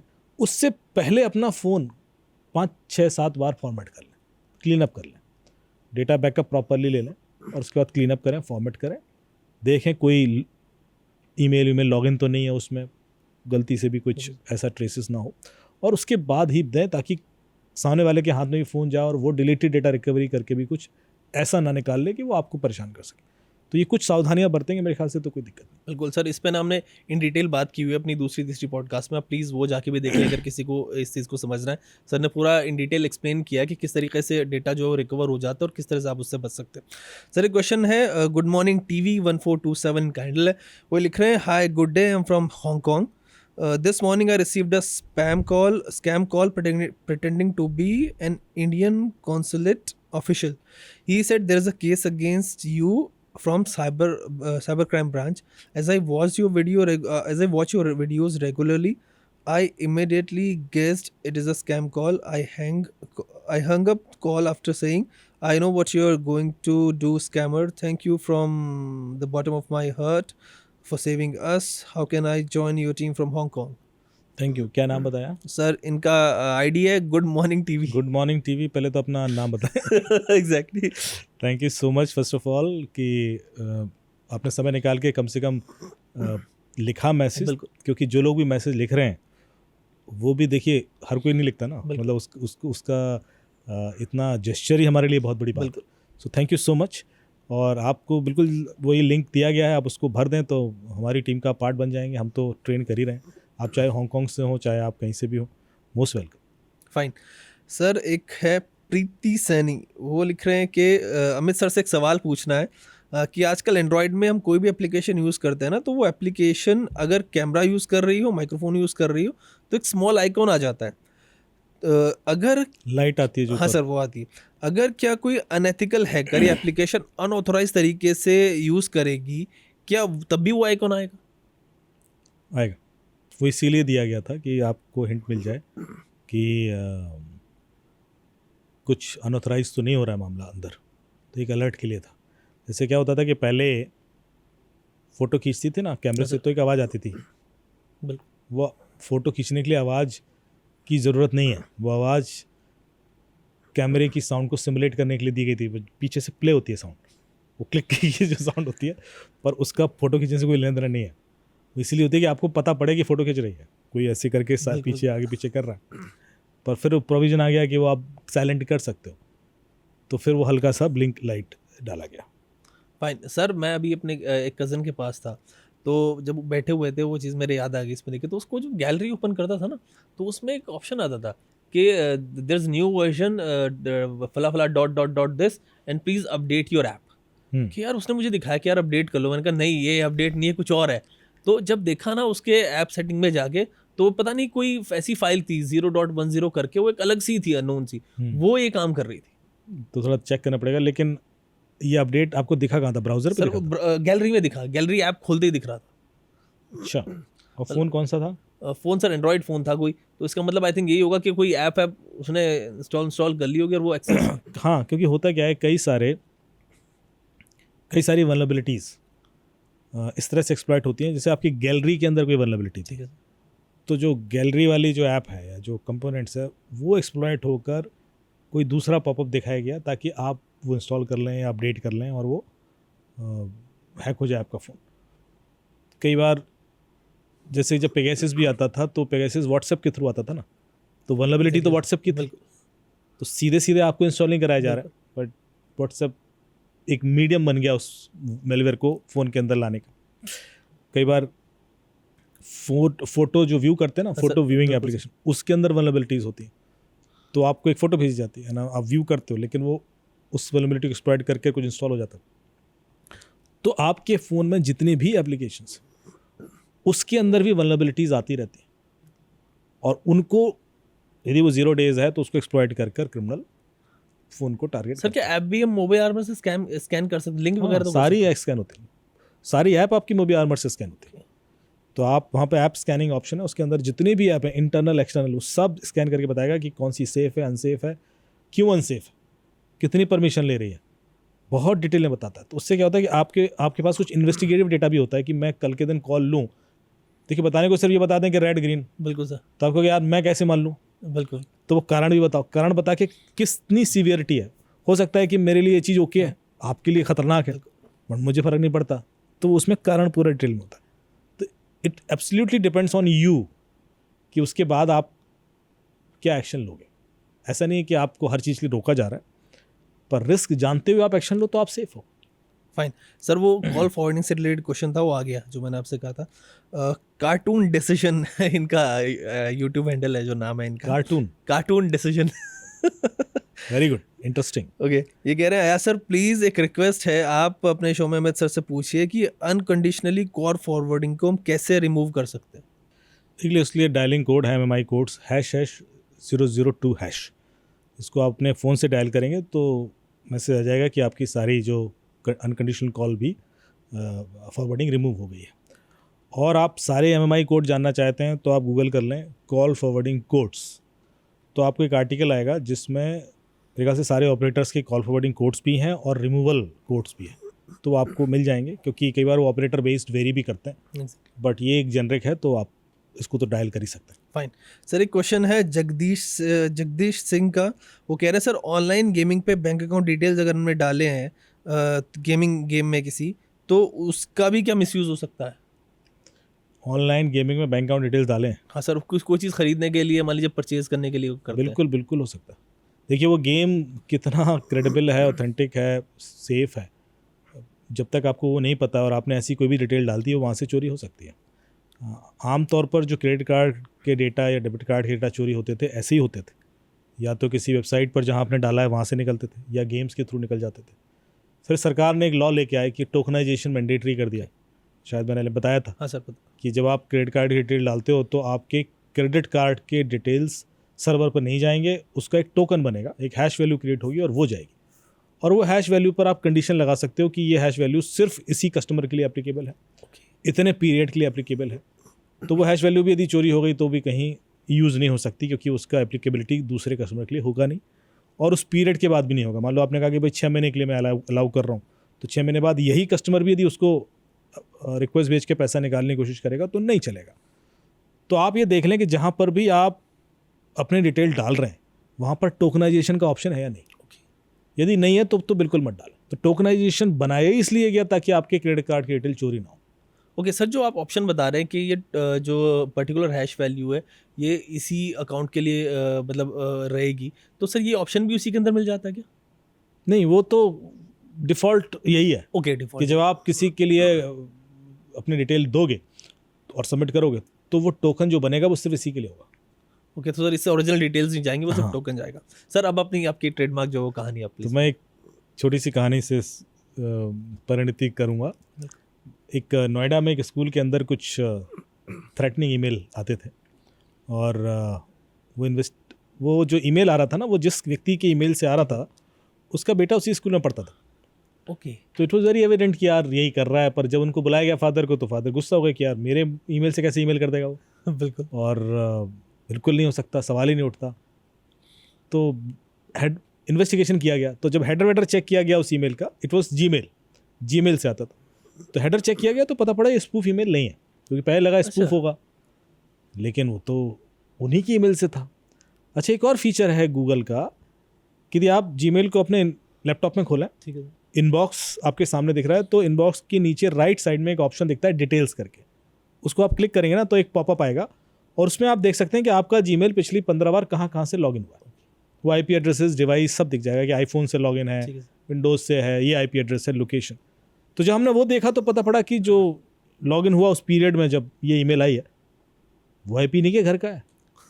तो मैंने कहा घर तो आप भी का सर, और कहीं से तो लॉगिन हुआ नहीं है। फिर पर वो नहीं मान रहे थे, तो फिर उन्होंने कहा मैं लॉग आउट कर देता हूँ, अब तो नहीं जाएगी ईमेल। ठीक है, लॉग आउट कर दिया साहब।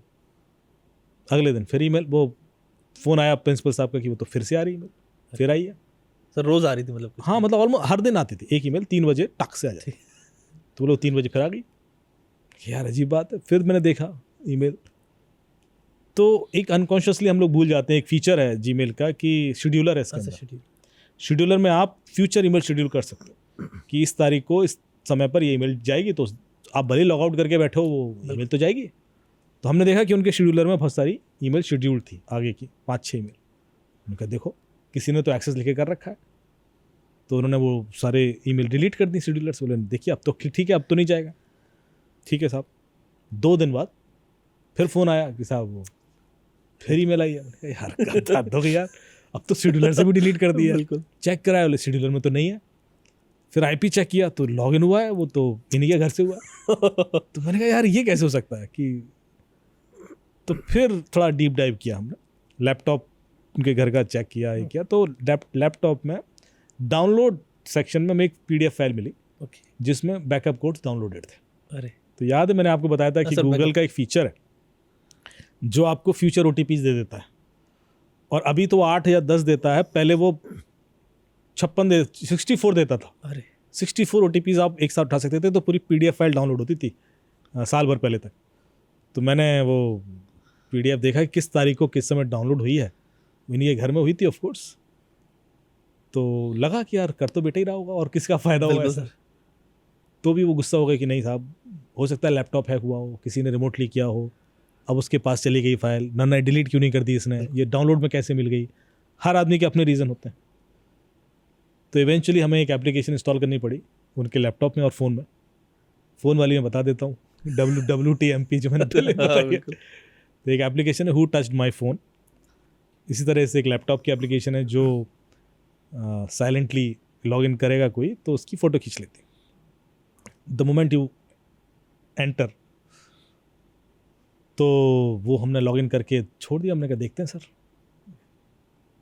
तो 3 दिन बाद हमने देखा लॉग निकाल के, तो उनका बेटा ही करता था। तो कई बार क्या होता है कि you know the criminal but unless until you have a solid evidence Exactly. वो वर्क नहीं करता। तो ये एक इस घटना में 3-4 लर्निंग थी। Scheduler, Google backup codes, and also जो selfie intruder selfie kind of app जो चुपचाप फ़ोटो में आपकी फ़ोटो भी खींच के रख ले लॉगिन टाइम पर, और आपका रिकॉर्ड भी रखिए कि आपने क्या क्या किया। तो वो कोर्ट एडमिसिबल एविडेंस हो जाता है। फिर उस बेस पर एक एविडेंस सर्टिफिकेट देकर आप, कई बार ऐसे केसेस होते हैं जो कॉर्पोरेट्स के अंदर होते हैं और उनको देखना होता है कि यार कौन कर रहा है।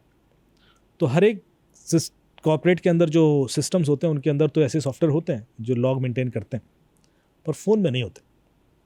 तो फ़ोन के लिए भी have to use such kind of applications, and फिर वो एविडेंस मिल जाता है। फाइन सर, मैं गूगल बैकअप कोड पे आपसे कहूँगा इसको थोड़ा सा आप एक बार और थोड़ा सा बता दें कि वो यूज़ कैसे होता है, क्योंकि हमने एक बार डिस्कस किया था मेरी याद है, लेकिन जो हमारे नए व्यूअर्स हैं उनके लिए थोड़ा सा आइडिया हो जाएगा, क्योंकि बड़ा इंपॉर्टेंट है, लोगों को मतलब ध्यान रखना चाहिए इसका। तो होता क्या है, 2 फैक्टर ऑथेंटिकेशन का फीचर है। जब आप गूगल के सेटिंग्स में जाएं, सिक्योरिटी और प्राइवेसी में जाएं, तो वहाँ पर 2 फैक्टर ऑथेंटिकेशन दिखाई देगा। अब 2 फैक्टर ऑथेंटिकेशन में कई सारे ऑप्शंस होंगे आपके सामने। OTP भी होगा, आपका ऑथेंटिकेटर के थ्रू ऐप भी ले सकते हो आप, गूगल ऑथेंटिकेटर भी है उसमें, और ईमेल वेरिफिकेशन भी होगा। सो ऐसे 4-5 ऑप्शन है। उसमें लास्ट ऑप्शन जो आपको दिखाई देगा वो है गूगल बैकअप कोड्स। वो गूगल बैकअप कोड्स आप डाउनलोड कर लें वहाँ से, तो नेक्स्ट टाइम जो वो 2 फैक्टर ऑथेंटिकेशन के लिए OTP चाहिए, उस जगह आप ये बैकअप कोड यूज़ कर सकते तो सर ये है, मतलब वो कोड्स हैं आपके ऑलरेडी, वो फ्यूचर के कोड्स हैं, अगर आप OTP आपको नहीं डालना तो वो कोड डाल दें, आपका लॉगिन हो जाएगा। हैं।